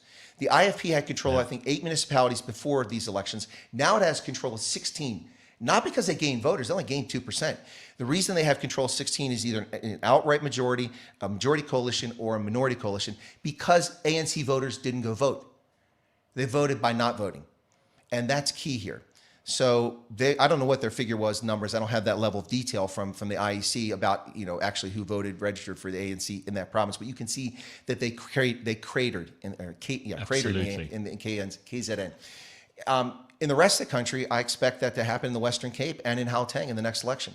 It's not going to happen in the Eastern Cape. It's not going to happen in Mpumalanga, in Limpopo. Those strongholds and those people are there, by and large, still going to vote the way they have. But the ANC is in trouble. And I expect that they are going to need a coalition partner. Now, a lot of people think that the EFF is going to be a coalition partner. I don't think so. Why do you think? I don't Why think do you that. think I not? think Ramaphosa detests Malema, and he doesn't trust the EFF. And what little support he's been able to get recently by marginalizing people in his party will evaporate if he brings the EFF in. I think that's unlikely. Not impossible, but unlikely. But here's a scary thought. And people are talking about it now, and I didn't want to talk about this. But what about when the DA goes into coalition with the ANC in 2024? Well, this is what Helen Ziller said. Oh, did she say that? I didn't catch that. Yeah, she did. So, I mean, I don't mean to steal your thunder. It's obviously you're in good company if she's agreeing with you. She's a very experienced and smart politician, and one of the few who's managed to pull coalition governments together. Indeed. In the most arduous circumstances. So, and genuine liberation credentials. Yeah, absolutely. So if she says that she agrees with you, or if you agree with her, that's a good thing. But she did a while ago say that that's the likeliest outcome, that the good part of the ANC, whatever that may be. That's pretty small. Will have to ally itself with someone. And she said it's most likely going to be the DA. Yeah. And that they will then have a sufficient majority to be able to run things properly and to hopefully overcome the ideological problems that have bogged the ANC down so far, their complete lack of understanding of merit, their complete lack of understanding of why cadre deployment's a terrible idea. I mean, if we can just get that out of the way, we'll already have moved 10 steps in the right direction. Yeah, the problem with that, Gareth, is that I understand where she's coming from. I just don't see the ANC Yeah, that I way. didn't say I agreed. By Oh the way. yeah, no, That's what she said. I just don't see the ANC the way. I think that what we'll get is a coalition government, possibly like that, and then we'll have inside that coalition government, we'll have the good parts of the DA that want to govern, and it'll be kind of like, not as bad, but like Zimbabwe's government of national unity after God. Mugabe lost the election and refused to give up the presidency. And so they gave the MDC, the Treasury, and things like that, and they restored the economy, and things went well. But they retained the police, the intelligence, security, and they still persecuted the opposition, even though they're in government with them. I'm not predicting that. What I'm saying is that the corruption will continue because part of the government will be honest, part of the government will not be honest, and it will just, South Africa will just limp along if that's the case. The optimal scenario is this: the ANC drops below the 38% that I predicted last year, and let's say they get 33%. They can't form a coalition government. They can't get the Pan-African Congress or the Patriotic Alliance or enough little parties together. Then what happens? Then the DA, the Freedom Front Plus, the ACDP, the IFP, they solve their problems. They get together and they form a coalition government, and you go forward. But even under that circumstance, it's going to be a bumpy road for South Africa. You have to remember that the bureaucracy at all levels was installed by the ANC. And there are competent people in your bureaucracy, but there are a lot of incompetent, unqualified people across the provincial, the municipal, and the national governments. And they'll still be there. And they owe their loyalty to Lutuli House, not to the new government. So that will take time. So it's going to be a bumpy road for South Africa the next few years. I'll tell you what, I think the scariest part is this electricity thing. Over the past year, if it hadn't been for the interventions of heroic engineers at Eskom and Andre de Ruyter, who's being pillared now, your grid will have collapsed. And a collapse of the electricity grid is not a simple thing. All right, so what do we do with electricity? I mean, again, I'm not expecting you to solve all these problems, but everybody I encounter now has a way that they would deal with it if it was their thing. Sure. You know, if they were empowered to sort everything out, this is what we would do. What would you do? Well, there's no immediate solution. First off, let's look at the ANC's emergency solution, March 27th, 2021, 2,000 megawatts emergency power generation through wind turbines, solar photovoltaic, and 1,220 megawatts from Car Power Ship. Ah, so you're all for that. No. I'm just saying that's their emergency plan. If in fact on March 7th the environmental ministry gives Car Power Ship the go-ahead to go forward, and another fraudulent court case contesting about their contract doesn't come up, it will be another 14 to 16 months before the first kilowatt. That means it'll be 3 years and 6 months after the ANC approved an emergency plan to deliver it. Their plans don't work. So the only thing you can do in the short term is those who have the resources, and I've been advocating this for years, you got to go off grid. I mean, that's the reason why people have JoJo's on their property. Yeah. It's not just to save water, it's so you don't have to rely on cities. You're going to have to provide your own services. Communities are going to have to do things for themselves. It's not convenient, it's not nice, and most South Africans can't do it. People can't. That's what I said. Most people can't.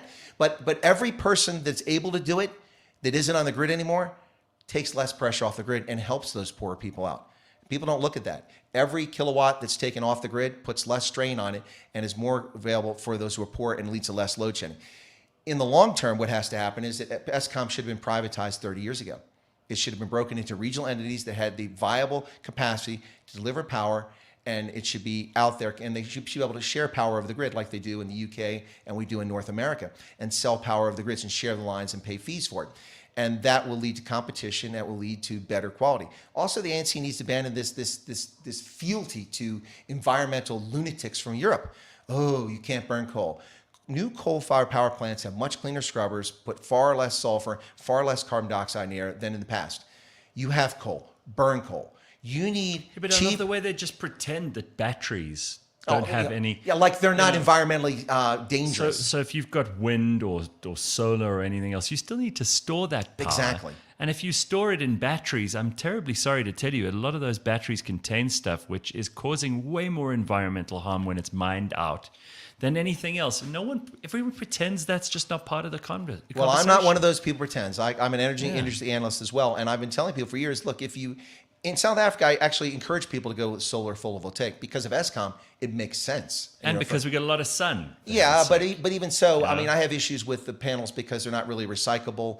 A lot of them wind up in landfills. They claim they're good for 15 to 20 years. That's nonsense. You have to replace them. So do these Europeans who the government here are swearing fealty, in your words, to, are they again acting with malice aforethought, or do they really believe they're doing the right thing? Do they really believe they're helping? I mean, I think there's three camps here. I can't imagine that they aren't smart enough to have done a little bit of research for themselves. Well, I think most people don't look at the entire life cycle of things. Once again, in school, I learned in secondary school that, every action has an equal and opposite reaction. When you do something, there's consequences. First off, there's no such thing as green energy. Every energy pollutes in some form. Some is just less polluting.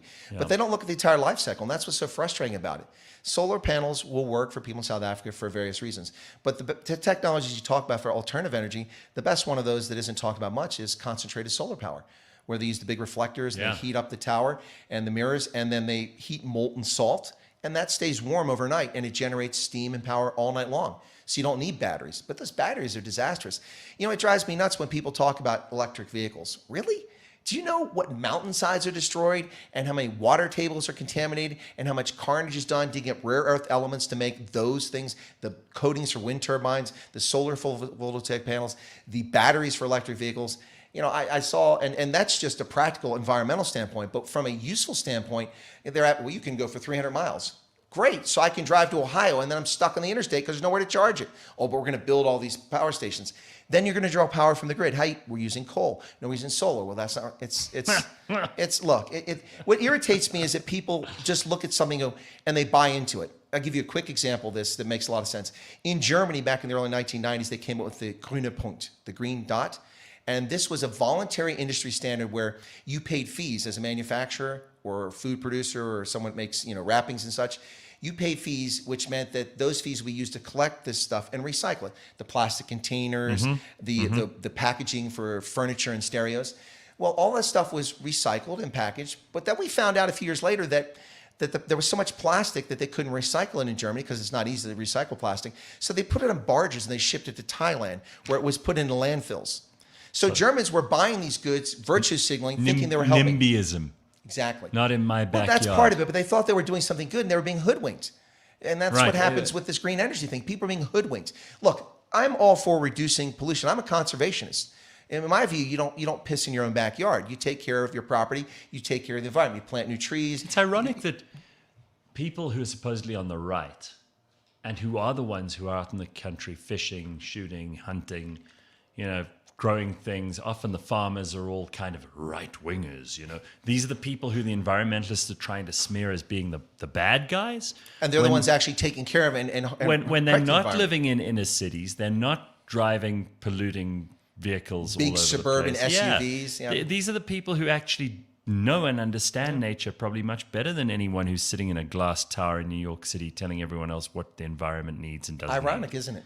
Yeah. Yeah. No, I was a dairy farmer in high school. We had jerseys and currencies since I learned the value of hard work. Milking cows at 5 o'clock in the morning and 5:30 That's interesting because I bet you most American kids think milk comes from the supermarket. They probably do. I think most Europeans think it comes out of Tetra. Most South Africans even. Most Europeans think it comes out of Tetra Packs.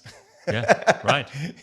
No, it's true. All right. So when you open your phone up and when you switch it on in the morning and you look at what the news is, what are your sources? Who do you trust? Because this is a big problem for so many of us. Sure. I grew up in the mainstream media.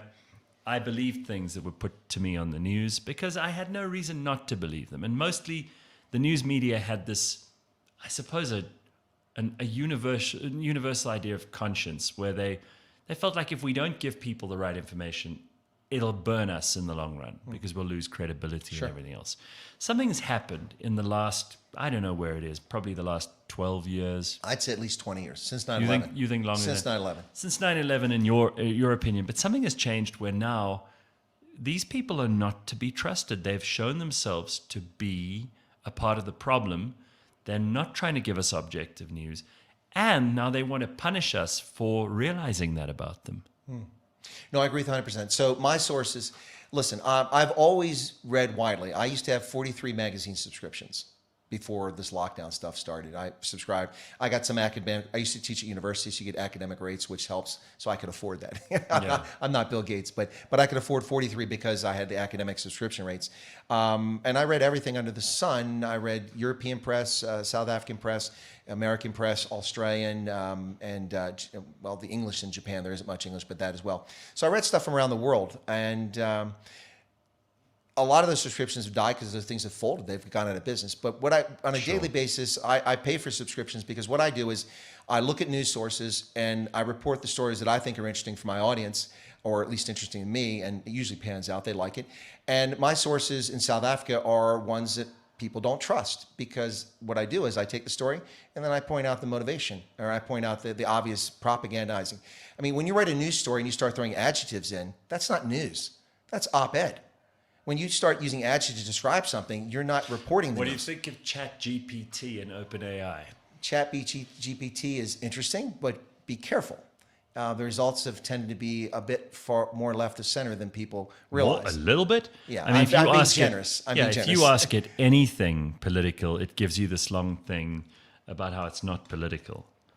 But It's a disclaimer. But you ask it a political question that has a directly political answer, and it gives you a very left of center answer. It's clearly, I mean, there are overrides for that. If you're really smart, you can kind of get the AI to question itself. And often, like if you ask it a question more than 2 or 3 times, it comes up with different answers, and you point out to it that it's lying.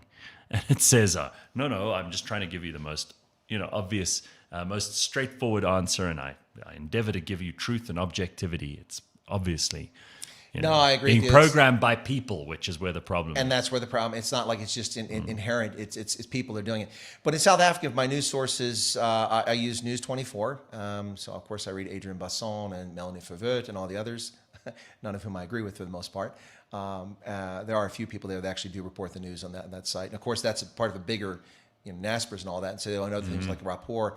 The Afrikaans sites, I read those, but my Afrikaans is not good enough that I rely on a lot. I mean, I understand it, so I read those. Sure. Also, the Daily Maverick, which I thought was a brilliant publication, but has begun to trend a bit left as far as I'm concerned. I'm getting concerned. But their investigative reporting is still pretty good, I think. The Daily Maverick, I thought was the Mail and Guardian, I thought was a brilliant publication 15 years ago. Now I have grave concerns about its level of reporting. It seems to be much less objective than it used to be, in my view. Independent Online, that I also read, and a number of other ones that come up. But those are the main sources that I look at for the news every day in South Africa to see what's being reported on. I don't care for Twitter. It's a toxic space, but I do have accounts on there, and I do go to Twitter for breaking news because someone's always on the ground just putting a video up. And what I typically do is bring it up, attribute it to the source, and then I will analyze it from my perspective. In the States, the usual ones, the Washington Post, the New York Slimes, the New York Times. I also Wall Street Journal? I do have the Wall Street Journal as well, a subscription to that. And then I also, these are all online, not print versions, because people don't deliver these things anymore. Also, I have the Epoch Times, which is a center-right publication, which is pretty good. And then the Washington Times, which is to the right. And what else? So that's the big ones. But I look at all of my, I try to find diverse sources. So like, also I look, because I do global news. So I look at Al Jazeera frequently. And from my perspective, Al Jazeera, when they report on Africa, relatively objective, good stories.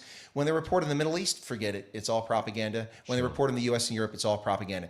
And then in Europe, The Guardian, I read The Guardian every day. You do? It induces abdominal pain.